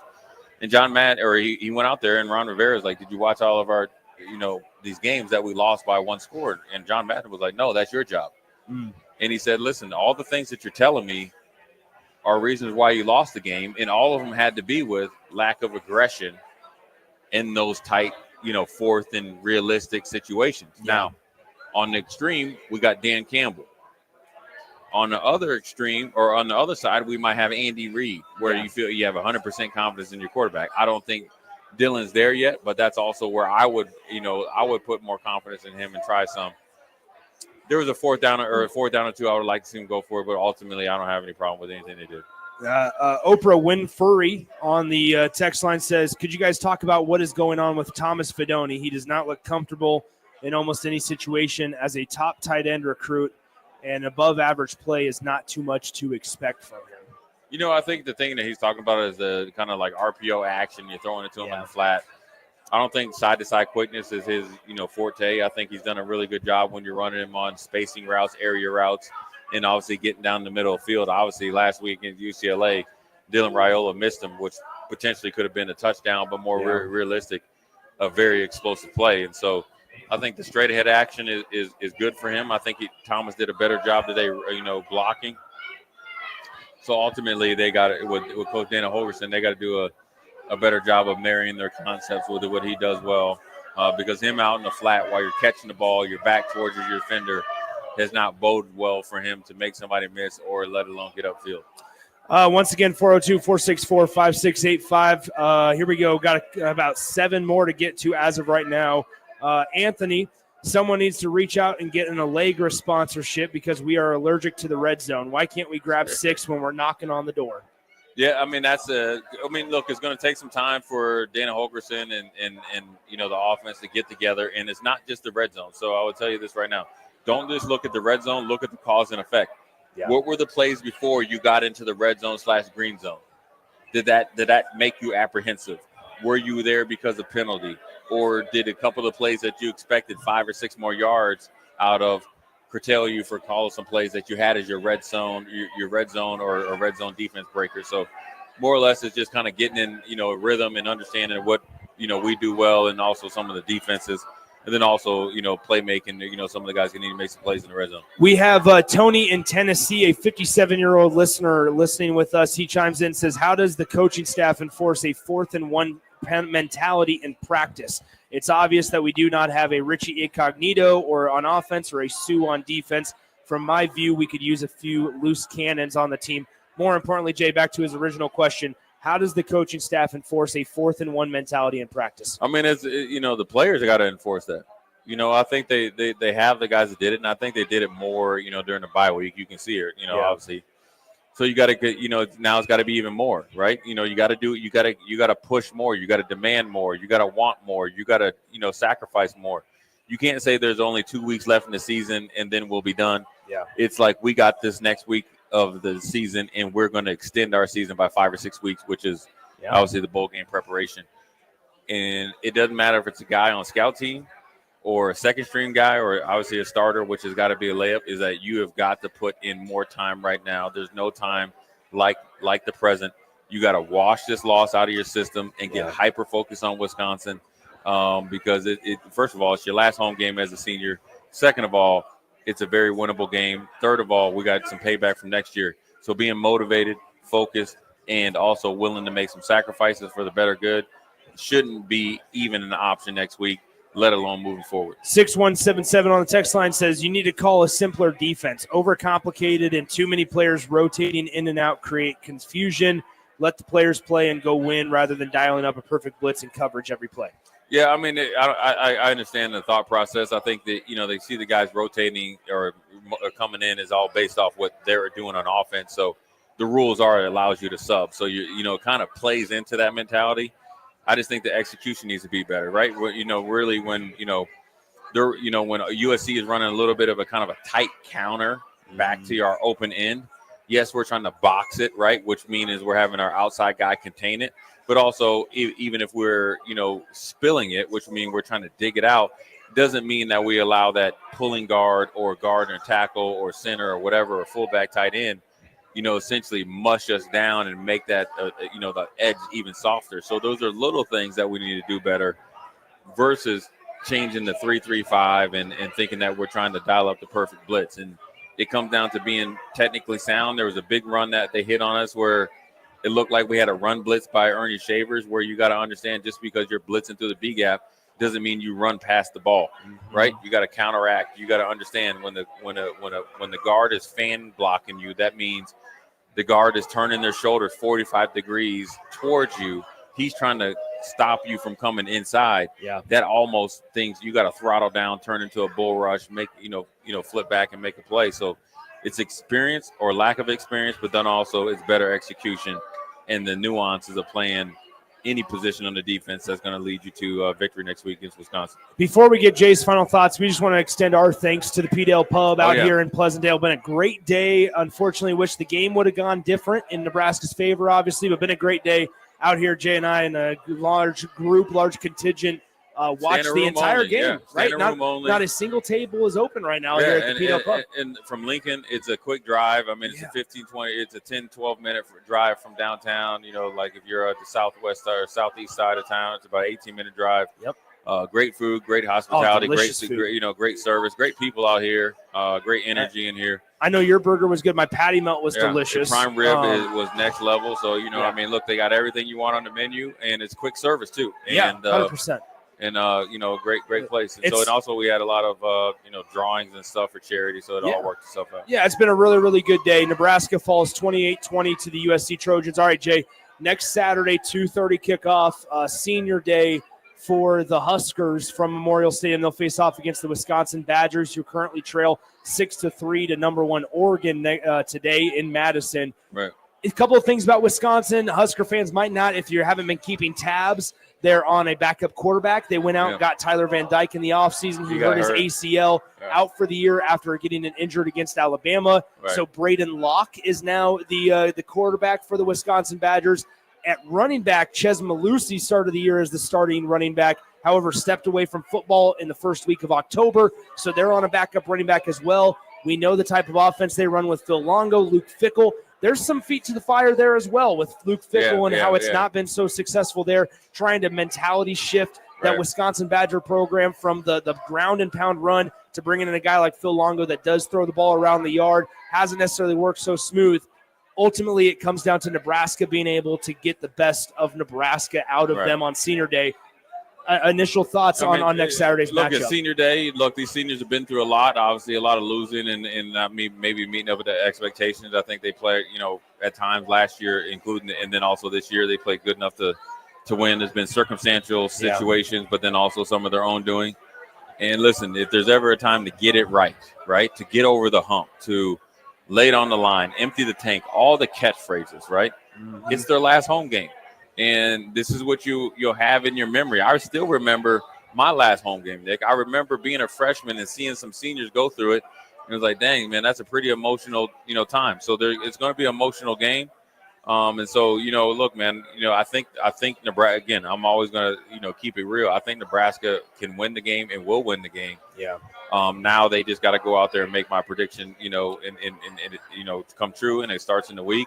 the team they match up well against. It's not like you're playing against, Ohio State or Alabama and all this other stuff, and essentially you're the homecoming game on your last home game. I mean, it's a game that you got to go out there and earn.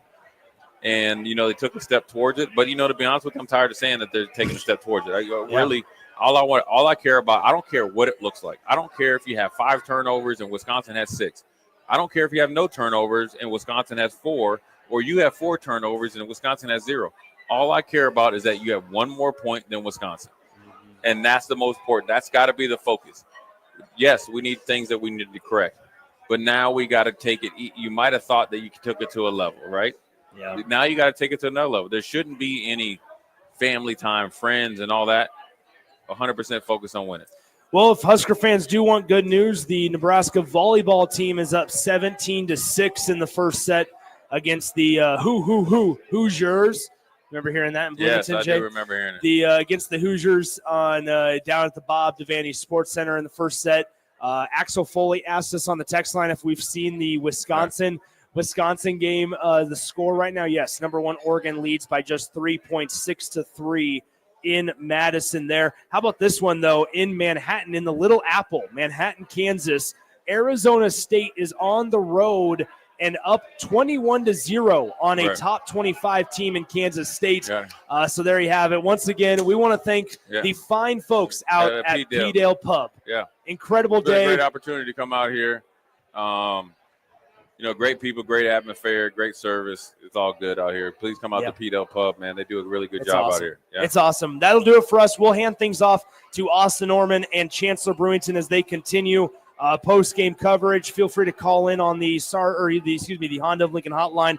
Appreciate you guys. You guys were incredible tonight following a Nebraska 28-20 loss. Nebraska is now 5-5 on the season, and they will host the Wisconsin Badgers at 2:30 next Saturday. For the Husker Hall of Famer Jay Foreman, Nick Sainert saying so long from the P-Dale Pub in Pleasantdale. This has been the Jay Foreman postgame show on 93.7 The Ticket.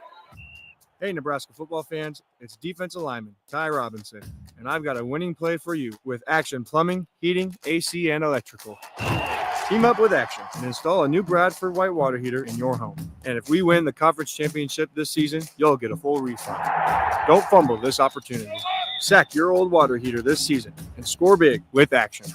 Visit actionlincoln.com/Huskers to learn more. Promotion valid for a limited time. Terms and conditions apply. See website for details. This is Chris Elgert, loan originator at Lincoln Federal. With over 20 years in the industry, I have found it's extremely gratifying to solve my customers' home financing needs and then show them the options and strategies available for them to fulfill their goals. But my biggest reward comes when I watch my valued customers experience the American dream of home ownership and move into their new home. Talk with me about your home loan at Lincoln Federal and Go Big Red. Member FDIC, Equal Housing Lender. Personal banking like you remember. This is Lincoln's home for sports talk on the FM dial. Also online at theticketfm.com. On the internet. KNTK FM Firth, 93.7 The Ticket. It's game on at Elway Power Sports of Lincoln, Nebraska's premier Kawasaki dealership. Score big on Kawasaki's all-new Ridge lineup. The Ridge XR, the Ridge HVAC, and the Ridge Limited. All built to take on your day with a full factory cab, including heat and AC. Stop by Indian Motorcycle of Lincoln today and rule the streets on an Indian motorcycle with customer cash and trade-in credits up to $2,000 during the month of November. Elway Power Sports of Lincoln at 27th and I-80. Mindel Footwear is your solution against sore feet, blisters, and poor footing. Don't just take our word for it. Take it from Sip, who said he's never had a pair of boots more comfortable. You won't find Mindel Footwear in any store sold exclusively at MindelUSA.com right out of Sidney, Nebraska. They're so confident you will enjoy the comfort their boots offer. If they don't work out for you, they'll cover the shipping to return them. Use code THETICKET for free shipping because your feet deserve a treat too. Mindel Boots, just try them on. At Anderson Ford, we offer a 5-day return or exchange policy so you can make sure the vehicle you choose is the best vehicle for you. No pressure. Right now, lease a 2024 Ford F-150 for $395 per month. Experience better at Anderson Ford. Stock number 1003769, $395 per month, lease for 36 months with approved credit, 7,500 miles per year, $5,250 due signing, no security deposit required. Tax, title, and license fees extra. Residency restrictions apply. Program subject to change. Must take new retail delivery from Anderson Auto Group by 11/30/24. See for details. can't believe I just scratched that car. Find my insurance card. Dude, what do you have in this glove box? Ew, are these socks dirty? Oh, forget about the socks. I need my insurance card. Just pull it up on the State Farm mobile app. But I can do that? Oh, hey, I can do that. Yep, it's called service. I can file a claim on here too? Yeah, it's called service. Whoa, I can call my agent too? It's called service. Call your local State Farm agent, Vinny Kreekak, at 402-474-1173. Tanner's Bar and Grill is the best place in Lincoln for a casual get-together, best place to watch a game, and the best for pre- and post-game. Catch college and NFL football as well as the volleyball action this season at Tanner's Bar and Grill at 30th and Yankee Hill. What's better than wings, cold beer, and a Husker win?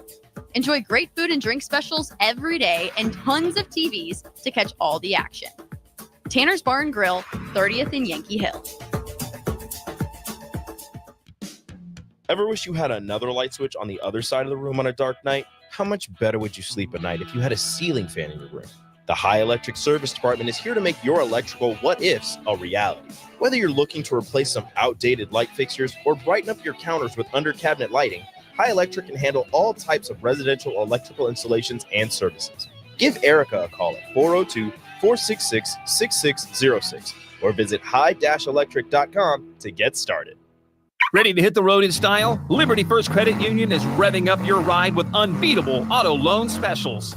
Cruise away with rates as low as 4.79% APR for 48 months on a 2020 or newer vehicle. Need a longer term? No worries. They've got you covered with 4.89 APR for 60 months and 4.99 APR for 72 months. Hurry, these rates are cruising fast, so don't get left in the dust. Visit libertyfirstcu.com. Credit factors apply. Rates, terms, and conditions subject to change.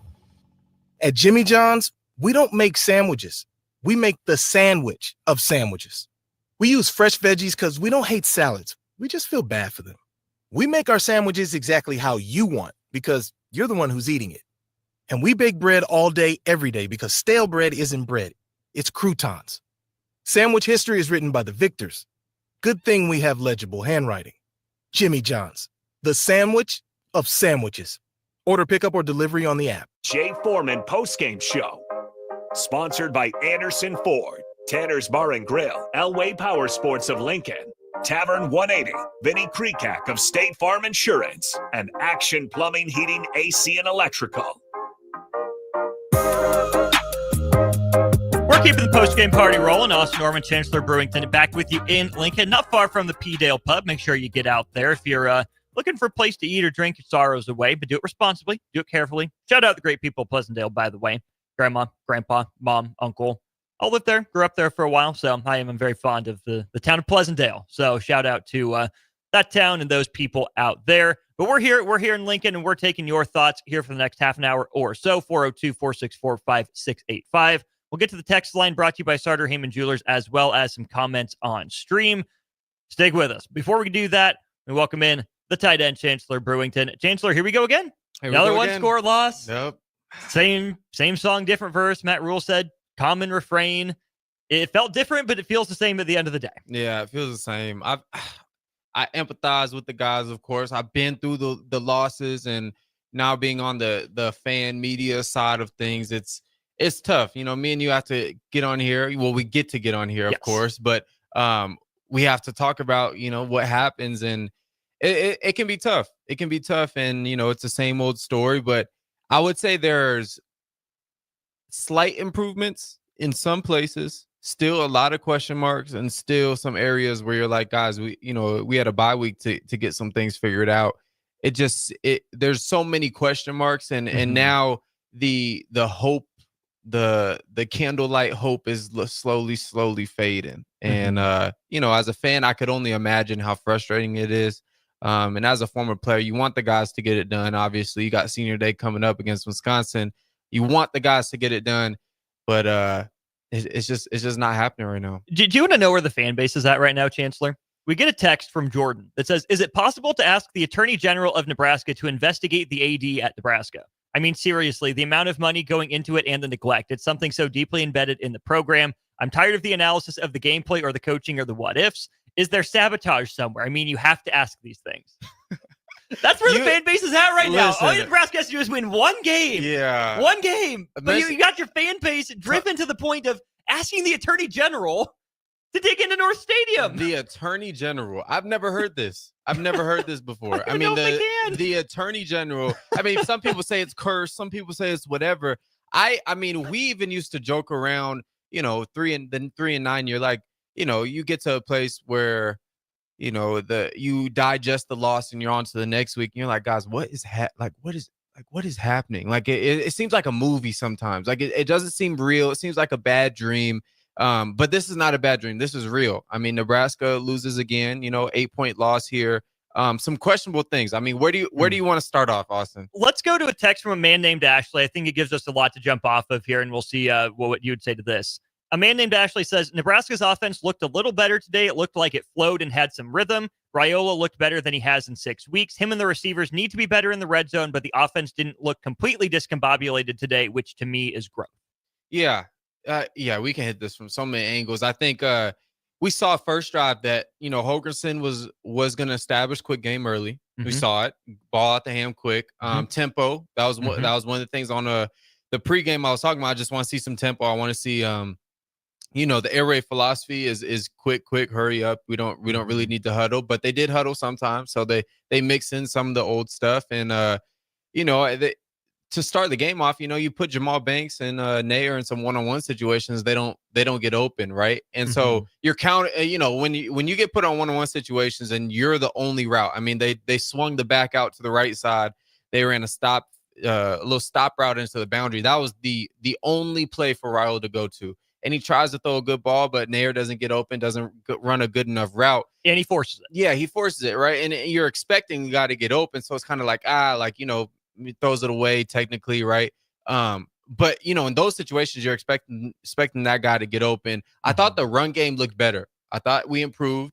I thought there was instances where it was, for me, it's clear.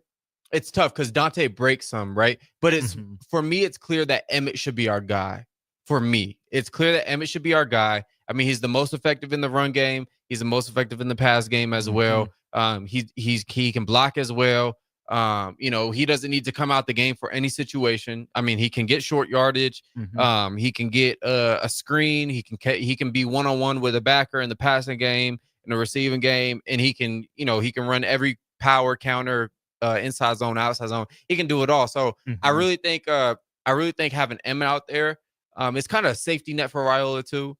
But yeah, I thought we took a slight step, but still with this Holgerson move, he still has to get acclimated to, okay, I like Nair in this situation, or I like Banks in this situation. We should be using Lloyd a little bit more, which I think we should, and how Jacory, this, and this, but still some of the same philosophy with the jet sweep, keeping that. But I thought the offense took a step. I thought they did. Obviously Raiola turns the ball over twice. One is kind of fluked with the last little, throw it up to Banks there. But the one he stared down, I mean, I would say, for people saying he stared it down, I would even counter it and say, well, the receiver has to, a little bit more of an indicator at the top of the route, a little bit more of this, and this, but still, you just can't make those type of decisions, especially, in between the middle of the 40s and crucial decisions. It's interesting to hear you say that that's probably what he's supposed to do in that situation, is make that throw. Because I think this is a frustration a lot of fans are having, right? Nick and Jay have talked about it. Too Ripped to Quit says Raiola sucks. Interesting take. But that's kind of the thing, Chancellor, is he's still a freshman quarterback. You can argue, okay, you're 10 games in, you're essentially a sophomore now, you got to play better. But I think this is some of the frustration the Husker fans have, is that we heard before the year Matt Rule say the reason it took longer than Husker fans would have thought to name Dylan Raiola the starting quarterback was pocket presence. I think we're starting to see some of those issues pop up in different ways, right? There, he stands in the pocket, makes that throw. Maybe it's the right player to throw to, but the wrong type of throw. It was flat, it was on the line, didn't give his guy a chance, whatever. Then, for my money, maybe the biggest play of the game was when Dylan Raiola didn't stare down his primary option to Jamal Banks on a play that could not have been more open. Yeah. That was a fantastic call at a perfect time by Dana Holgerson in or near the red zone. No one within 20 yards of Jamal Banks. Dylan Raiola, I mean, you saw it right away. You saw Banks take his first step up. You're like, he's there. Raiola had already moved off of him there. It's the inconsistency from the freshman quarterback that's kind of, plagued this program. If it's not, there's sometimes that all but one person is doing something right, and there's times that all but one person is doing something wrong. Mm-hmm. It's easy to put on the quarterback. Dylan Raiola is making mistakes. Maybe he's shook from all the pressure he's been under the last few games. He's got to be better, but I still think he's better than what Nebraska has behind him. Yeah, I agree with that. And I think this Holgrenson move, although there's only 2 games left, right? I think it's a step in the right direction. I'll say why. I see the ball getting out Raiola's hands faster. Mm-hmm. And it seems like he established that third quarter drive with I believe it was the first drive out the half. You get a field goal out of it. Yeah, I thought that was probably one of the best drives we've had. Mm-hmm. Probably since Illinois week. That was an 11-play, 64-yard drive in 5.5 minutes that ends with a field goal. Yeah, I really loved the efficiency there. I liked the tempo. It wasn't all no huddle. All of a sudden, you go no huddle, and then you take your time first down. Mm-hmm. I believe they mixed in Heinrich, maybe one of those plays. But it was just an efficient drive. That's what I like to see, of course. But it's still the fact that we're not getting things done in the red zone. It almost is, and this is what I was thinking about during the game. It's like, well, Holgrenson isn't really his stuff. This isn't really his stuff. This is the carryover from Sat. The wrinkle here. I saw a lot of mesh concepts. That's Holgrensen's special. That's the air raid special. So we saw that philosophy carry over. Some different formations. We saw, Jacory and Bonner in motion. He liked to run, a bunch of inside zone and some gap schemes off of that. So that was efficient, and that's what we needed. And I think that's what really sparked the run game is a lot of movement. So I like the adjustment there. But with Raiola specifically, I think just the more communication, the more meshing and gelling with Holgrenson, although there's only 2 games left this week specifically, will be big for this offense because Raiola is like, he's this close to getting it. And like, I can see it. He's this close from getting it. I mean, you send pressure on that one we're talking about, Banks runs a little rub route for Nay or whoever's out there, and he ends up getting wide open. His guy triggers, and he's wide open. And I think Raiola is kind of hesitant off of, the hits that he's been taking, the pressure that's been getting sent, and he goes to check down right away. And if he would just stayed on it, maybe 0.5 seconds longer, that's 6, and that probably changed the landscape of the game. But there's so many situations, and now we probably have to flip it now to the defense, and we'll get there. We got something from Waterboy on the text line about that. A couple more things on the offense, though. For even being down 8 points, I was not shocked to see Lincoln Riley kick the extra point, right? Go up 8, make Nebraska score a touchdown and the 2-point conversion. The gutsy move would have been to go for 2, make it a 2-possession game under 2 minutes to go. But on that last drive, Nebraska needs a touchdown. I think you saw why I would say Dylan Raiola still needs to be in the game at that point. You start with the run from Heinrich Harburg. Fine, good. Maybe you could have mixed some more of that in. I don't know. But Nebraska had opportunities on that last drive. Jacory Barney Jr. had a ball that ends up in USC's hands, right? It gets ping-ponged around just out of the reach of Jacory Barney Jr. 3 or 4 of those fell right to USC, and that's the difference. Jalen Lloyd had a step on his guy down the field. Raiola moving to his left, just about 1.5 yards out of Jalen Lloyd's reach. But again, it was there. And then that last one to Jamal Banks, put the ball where it should be. Outside shoulder of the guy, make his guy go get it. Pass interference, guy undercuts it, right. Game's over. So for all the struggles that he had, there were some bright moments as well. But I want to take a look, too, at just kind of the distribution of snaps and touches on offense, right? I'm with you on Emmett Johnson. Most rushing attempts, most rushing yards. He had 10 for 55 on the day. Dante Dowdell had 8 for 52. Emmett Johnson's long was 13. Dante Dowdell's was for 20. But here's this, Chancellor. Emmett Johnson led Nebraska in catches. He had 7 catches for 36 yards, including the 29-yarder for the touchdown. That's Nebraska's longest receiving touchdown since Nayer's touchdown against UTEP. To start the year, that made it 16-7. Yes. That's Nebraska's longest receiving touchdown since Nayer's touchdown against UTEP. But to your point, that's 17 touches for Emmett Johnson. Dowdell got 2 catches, so that's 10 for him. You saw Janarin Bonner used on a key third down pickup. You saw Jamal Banks early and often. Isaiah Nayer was on the field, but not targeted as much. And then you saw multiple tight ends, right? Lindenmeyer got a catch. Borkacher got a catch. Fedoni had 2 catches. Dana Holgorsen, I think, showed you that he likes Emmett Johnson, that he likes Jamal Banks. He's going to use Janarin Bonner differently. but that he's not afraid to use the whole roster at his disposal too. Yeah, starting with the running backs, I think that you can look at it a few ways. Obviously, with the air raid, checking down to the running backs, but also, in some of those situations, guys just weren't getting open. And so, you check down to Emmett, and Emmett was making stuff work, making it happen. And then I just got to shed a little bit more light on the 10 carries. I just don't think it's going to be efficient offense if, your top running back gets 10 carries. I just don't think, me personally, this deep into Big Ten play with Wisconsin and Iowa coming up, you got to feed someone 15 plus. USC's leading rusher got 19. And Nebraska's top two guys got 18 combined. And if you look at what USC is doing, although Lincoln Riley's a genius. He called some good stuff. He called some good stuff. You 4th and 1, you're thinking they're gonna run, inside zone, maybe a push tush, that whole thing, and then they motion Zachariah Branch and run speed option to the boundary. Side. You're like, Nebraska what classic. the heck? Like, like that type of stuff is just Lincoln Riley, right?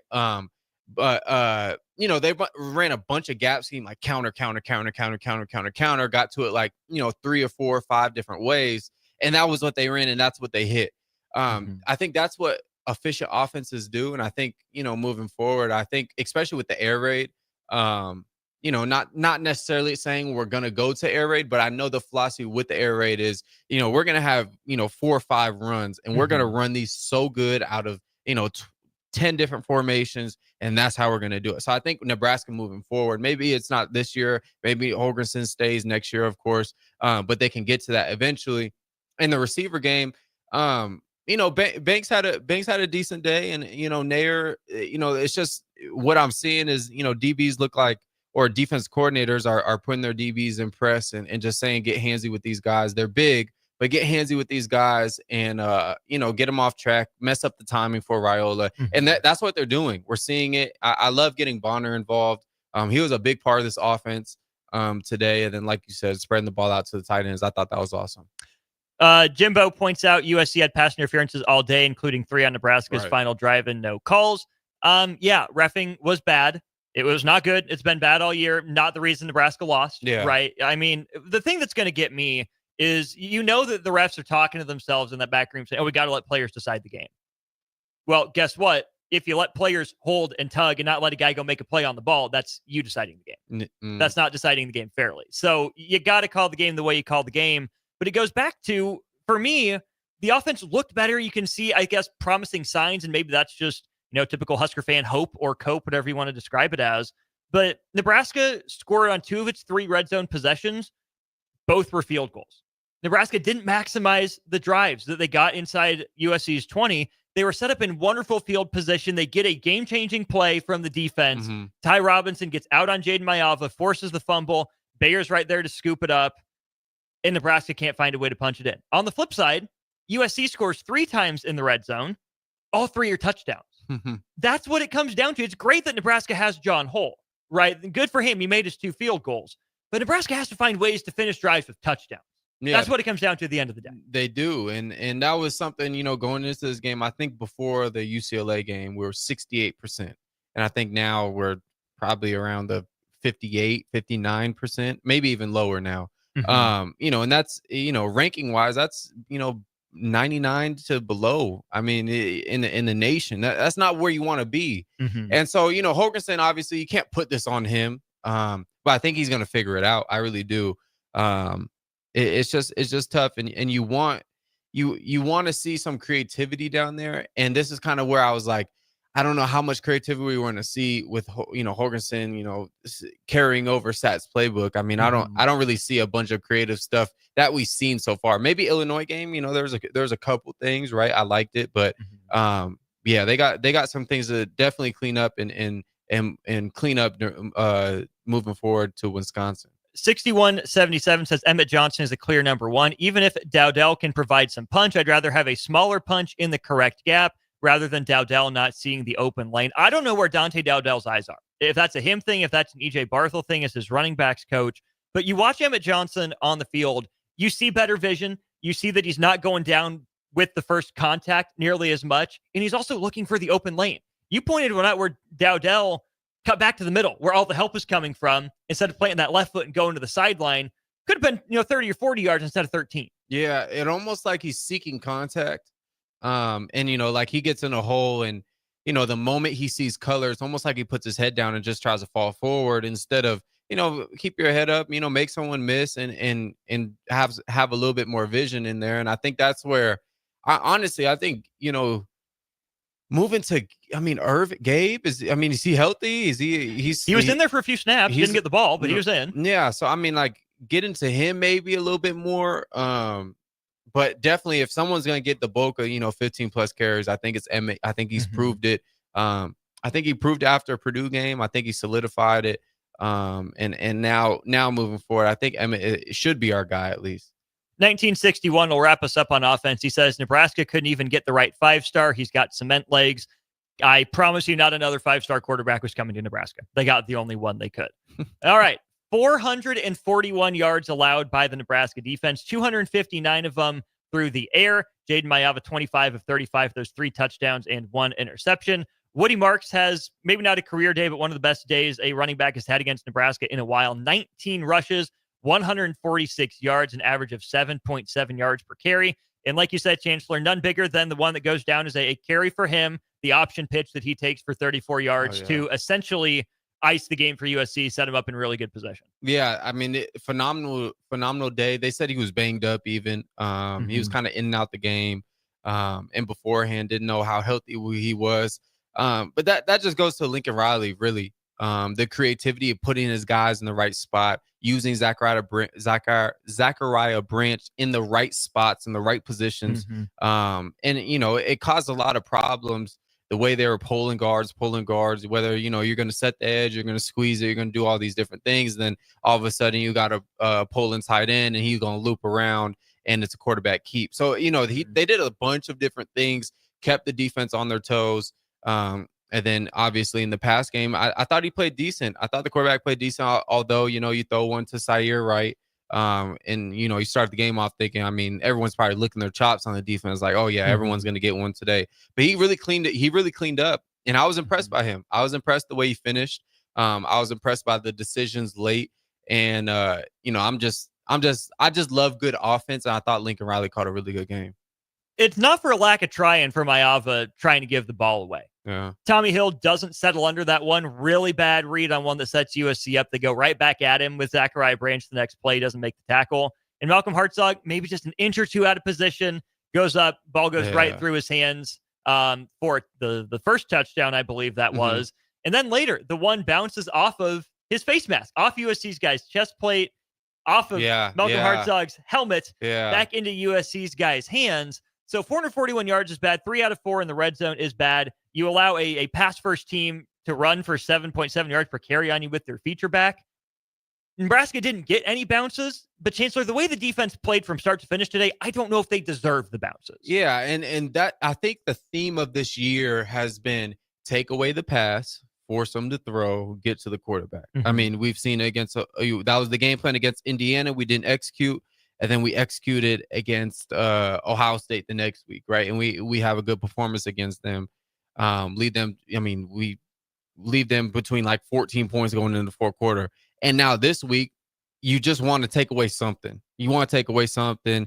Obviously for me, it's the run game. You want to take that away. You got a new quarterback in, although he's played at UNLV. He's fresh. He's got, new eyes, new feet. And so you want to get a guy like that rattled. You want to send pressure. You want to get him obvious pass situations and let your DBs hunt, let your D-line hunt as well.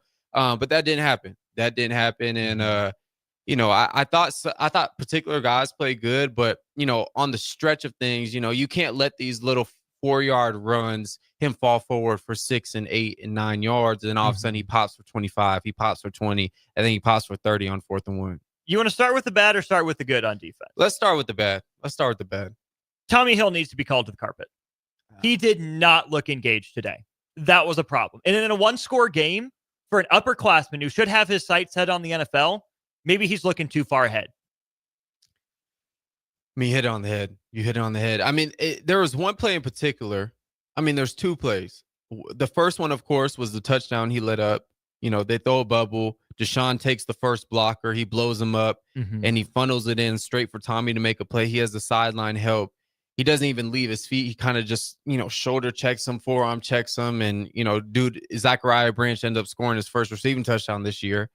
And then there was a screen. There's a screen and Tommy Hill's just sitting back and letting things happen. Letting the receiver go get to him. Exactly. Instead of, forcing contact and setting the edge early, allowing Giff and, Deshaun and all your guys to come in and make plays. And if you watch the film a little bit closer, I'm sure you'll see some good things and maybe some bad things as well. It was just those two plays, especially the first one that stood out, and you're like, what's going on? Because you're trying to film Colorado week, and it's the complete opposite. He's blowing up screens. He's he's tackling. He's doing everything. I mean, he's in the nub side against Illinois. He's doing all these different things, right? And now that I don't know if just because the sights of the season, I'm not sure if it's something off the field, what's going on, but I really hope that he can get things in order because he's already got the invite to the Shrine Bowl and you want him to go represent Nebraska well in the NFL and do all these things, but you got to show first of all effort here and you got to show the want to and just who you are as a player, right? Because season's not over. It's not. And that's where I think it's even most disappointing. As an upperclassman, we've heard from guys like Ty Robinson, from John Bullock, from Isaac Gifford, and plenty others who said they came back because they wanted to be a part of something bigger than themselves, right? To get Nebraska over the bullish streak, find a way to get to that game. I don't want to say this throughout the year because Tommy Hill's made plenty of big plays for his team. But today it felt like Tommy Hill either wasn't mentally in it or wasn't mentally invested in the program because this game was winnable within Nebraska's reach. And I don't want to put it all on Tommy Hill. Right. But it's just the low-hanging fruit. It was very obvious, easily preventable issues that Nebraska could have fixed.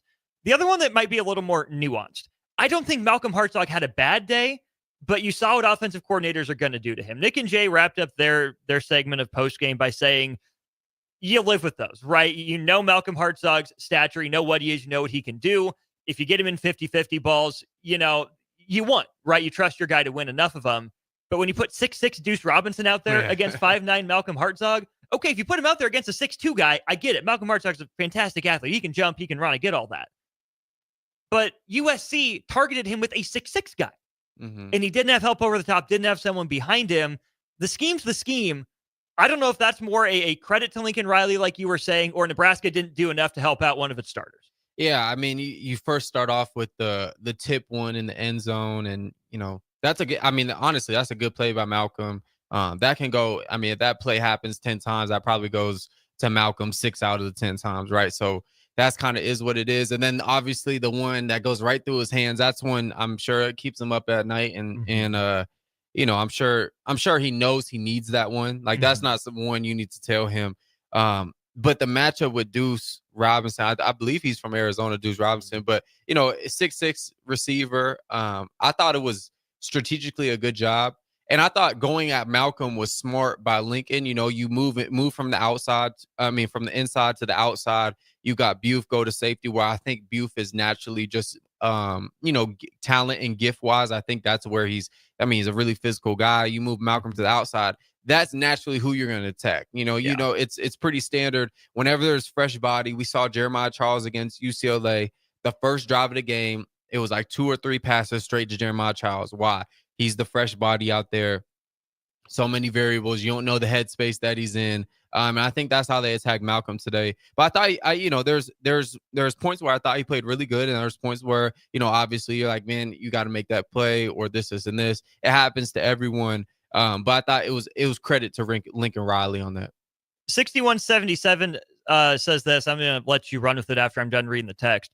There are too many players that struggle to know their assignments with all the rotating into the defense. Also, it is very obvious this defense is complicated and not simplified. Veterans are still missing assignments. We don't see that happen as often in other team systems. Getting flashbacks to Eric Chenander. Oh boy. Okay. Well, I guess you have to understand what Lincoln Riley was doing. And that, I mean, when it's a bunch of gap scheme runs with RPOs attached to them, the run fits are, and I don't think this defense particularly has set run fits. Is that good or bad? Good if you do it right, bad if you do it wrong. Yeah. I mean, it can go either way. It can go either way. Okay, we'll leave it at that. That's fine. I would say it's good in some. It just because 3-5 is good because then you can just run alleys and set edges and stuff like that. But when you get in these type of games where they're just running pulling guards and they're pulling tight ends and they're pulling, it can get difficult. And especially when I would say there wasn't as much penetration as we usually get from Ty. Not consistent. Yeah, not from Ty and Nash and the big dogs up front. So it's just tough to stop the runs. And I really don't know assignment wise what defensively if it's too much, right? Or if this 3-3-5 has too many aspects to it to where guys are, this and this. I will say this, I thought we could have ran to the football a little bit better. I thought we could have tackled a little bit better, finished off some runs, of course. But yeah, you can nitpick this, and particularly with the Gaps game, I don't really know. I would say that it does seem like there are a lot of players rotating in, especially early, but we did see a lot of Nash Hutmaker and Ty Robinson late. I don't think it's necessarily always the young guys that are getting burned, necessarily. The one that comes to mind for me, that I think that if you talk to these two guys, and if we heard from them in postgame, I don't know if we did or not, the one that comes to mind for me is I think it was the first touchdown for USC. Hartzog's playing corner on the outside. Gifford was in the deep drop. I asked you said it was probably corner 3.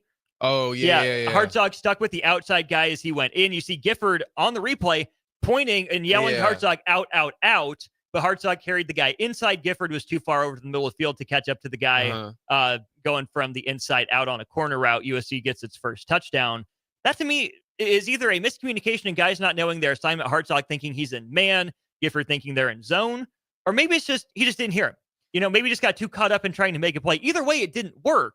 But I don't think that's a guy not knowing his assignment. I think it's just a miscommunication that's fixable. Yeah, and that could be maybe, Hartzog first day outside, at corner. It looked like in that particular play, it looked like they were in cover 3. It looked like the backers, kind of took the run fake and triggered, and then obviously they're playing, cover 3 behind it. So I would say that one was cover 3, and I would honestly if I would chalk that up to something, I would say that was probably a missed assignment by Hartzog. But yeah, it's so ticky-tack because with defenses, with offense, you can kind of tell like, okay, such and such messed up, such and such ran the wrong route. With defense, it's like, did they have a certain call on where they matched it, where they locked it on the backside? You don't really know. Waterboy, I think this is a good place before we flip over to some of the good from the defense today. Waterboy says, I've noticed something. Every game we've lost, aside from Ohio State and Indiana, Nebraska took a lead in the second half, and immediately the next drive, the other team walks it down with ease. Why can't the defense play with the lead?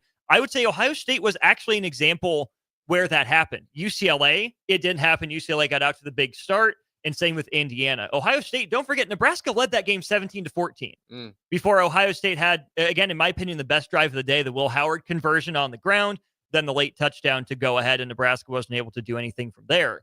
But Chancellor, I have that exact same complaint and question about this defense. It hasn't played with a lead very well. Even if it's just a one-possession lead, when the offense puts Nebraska in front, that's where I think your goal has to be to win 3 possessions in a row, whether it's score, stop, score, or stop, score, stop. Nebraska doesn't string 3 possessions in a row very often. USC took the lead right back after Nebraska went down and kicked a field goal. But then even on the flip side of that, Nebraska's offense had a chance to go retake the lead. They don't do it. USC gets the ball back, but that's the fumble. Nebraska's offense gets a second chance. They're not able to capitalize. Yeah. So I think the defense has to step up, but the defense did step up later and the offense didn't capitalize. Right. And I feel like this has been the scenario for Nebraska football since I've been acclimated to the program in 2021. It was like the one day, defense plays good, offense doesn't play good or up to par. Then all of a sudden offense plays really good and defense just wets the bed. Right. And it's always like this. It's never even. It's never even. And particularly offense, obviously after a turnover, you got to go capitalize. You got to go get points, especially when they put you about, I think 16-yard line. 16 yard. You got to go. You got, I mean, you get a first down there, after 2 plays, maybe you get 6 or you get 5 plays to score, right? You got, I mean, you got to capitalize right there. But defense, I think the commonality defense, and it's been frustrating and tough to watch, is when we need to get off the field, we just can't. Yeah, and that was the drive right after that forced fumble and recovery that Raiola missed Banks wide open in the end zone there. Yeah. Couple positive things. Early in the game and then again throughout the game, we saw Nebraska rotating through different combinations of linebackers. I saw primarily 3 groups of 2 linebackers in the middle. The first group that stood out to me in the group that I thought played the best was John Bullock and Javen Wright. I agree. After that, it was Mekhi Bayer and Vincent Shavers. Then you also had some run with Stephon Thompson, and I think they even dropped MJ Sherman back to the middle a couple times there. Javen Wright still listed as a rover on the roster, but I thought that combination of Bullock and Wright worked really well together as the 2 linebackers. Yeah, I thought Javen played good. I think they like to put him in more passage scenarios, but I thought he played good against the run today. If you watch the fumble that Ty Robinson had, he blew up the bubble screen, took that away, and had the quarterback scrambling. He went to it, scrambled, and then obviously Ty sacked him. But I thought John Bullock played really good. The diving PBU, I thought that was pretty terrific. I thought, I think those 2 probably play the best. I mean, experience-wise, I would say those 2 probably have the most experience and just mesh together the best. Obviously, you got Stephon Thompson coming over. He made a crucial mistake by pushing, I forget, maybe it was the quarterback. I think it was the quarterback, whoever it was, out of bounds late. Late hit. Yeah. It was MJ Sherman that punched at it earlier in the year for the unsportsmanlike. Yeah. But and 2 older guys. Yeah, older guys. I mean, you can't make those type of mistakes. But yeah, I thought linebackers played decent. I think Jay was talking about Vincent Shavers had kind of a mental error on something on a blitz, and he's keeping his eyes up. But I think that group is evolving, and it'll be cool, and it'll be awesome to see Vincent Shavers take his game to the next level once those guys leave. Maybe the biggest highlight of the day for Nebraska in any facet. I mean, yeah, John Hull went 2 for 2 on field goals. But I would say player of the game, gold star, put him on the Hollywood Walk of Fame already, Sierra Wright. 4 tackles, has the interception that he takes back for a 45-yard pick 6 to get the party started for Nebraska. And then he also had the blocked field goal, where USC's guy barely laid a finger on him. What a homecoming for Sierra Wright. Yeah, I mean, we were talking about it earlier. I mean, I hope that all his people are there. I'm sure he's getting a bunch of text messages from his hometown people, because obviously that's where he's from. But I mean, you can't write a better story for him, and you obviously want a guy like that to get a win there. I'm sure Lincoln Riley was like, man, we should have kept this dude. But phenomenal day by him, and I think that's good for this team because you need to energize a bunny for this defense moving into these November games that sometimes don't have the most juice, especially with playing a team like Wisconsin, although they're throwing the football a little bit more this year. But you go and play Iowa, kind of like a slower offense, not very energetic and stuff like that. But day after Thanksgiving. Yeah. Might be a on the road, little lethargic. Yeah. But no, I truly believe he's been a great impact. Better impact than probably everyone thought he was going to be coming in. So great job by him. Let's wrap up with what you just said. Nebraska's still searching for bowl eligibility. Huskers right at 500 right now in a 4-game losing streak. They're 5-5. They bring Wisconsin to town. Chancellor, guess how many times Nebraska's beat Wisconsin in the Big Ten era? Not much. It's once. Once. And then later that year, Wisconsin makes up for it. 1 time Nebraska beats Wisconsin, I believe it was the 2nd year in the league. It's an 8 or 9 game losing streak to the Badgers. You get it at home. It's senior day. You don't want to take moral victories. You don't want to take the, Nebraska played better. Yeah. There looks like there's positive signs for the offense, because guess what? You lost a game that was well within your grasp. If this team does not come out and lay it all on the line in practice for 4 days this week and then put up one of its best games of the year against Wisconsin, it's going to be a problem. Yeah, it's going to be a problem. I mean, I remember my senior day. It was 14-0 at halftime. We're thinking we got it, right? And this game's probably gonna be a cold one. It's just gonna be. That's just how it's gonna go. But this Wisconsin team is playing decent ball. I don't know what the score with Oregon is. I mean, at halftime, I believe it was 6-3. They were down, but Wisconsin's a ball club, no matter where they're 10-6 Badgers, 3rd and goal on the Oregon 11, 5 minutes to go in the third. Really? I mean, this is a ball club that, at this point in college football, any team can beat you. Any team can beat you, especially if you're Nebraska. The way you've been playing, you've been susceptible to, X, Y, Z and some. You got to clean up some areas, but you got to find a way to win this one in I would say in a dominant fashion. I mean, you can't let this one get close because we've proven that, we don't do well with close games. I said it in pregame with Strick. I wanted to see Nebraska find a way to beat a brand name in the fourth quarter. It was a 1-point game going to the fourth. I got my wish. And Nebraska. Yeah. So same story, different verse. We will be back next week to talk about it. Chancellor will start us off 1-2 on the locker room with Mikey Daniel and, of course, Chancellor Brewington. That'll be on Monday. I'll be back with Strick on Monday as well for On the Block from 2 to 4. I'm headed up to Sioux Falls tomorrow, though. Nebraska men's basketball at the Sanford Pentagon taking on St. Mary's. Stricky is, I believe, there with the hotel tonight. I'll meet him up there. We'll bring you coverage at eStrick20 on Twitter, at Austin_Orman on Twitter, at Chancellor Brew 1 yes, on sir. Twitter for the breakdown, yes, the sir. insights, yes, sir. all that good stuff. Hit us up with the follows. We're there for you all the time. For Chancellor, for Jay, for Nick, I'm Austin. Thanks for listening. We'll talk to you again soon.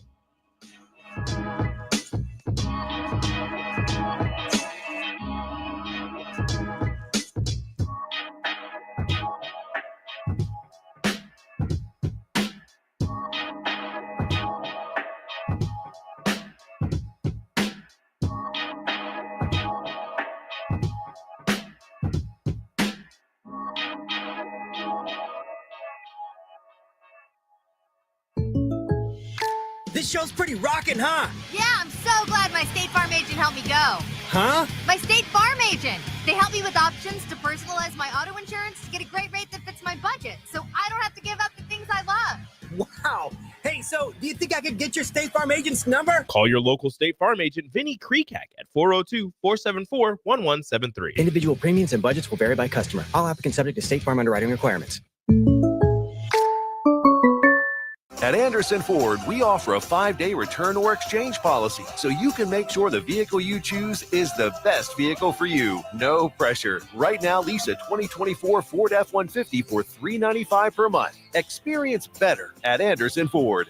Stock number 1003769, $395 per month lease for 36 months with proof credit, 7,500 miles per year, $5,250 to assigning, no security deposit required. Tax, title, and license fees extra. Residency restrictions apply. Program subject to change. Must take new retail delivery from Anderson Auto Group by 11/30/24. See blue for details.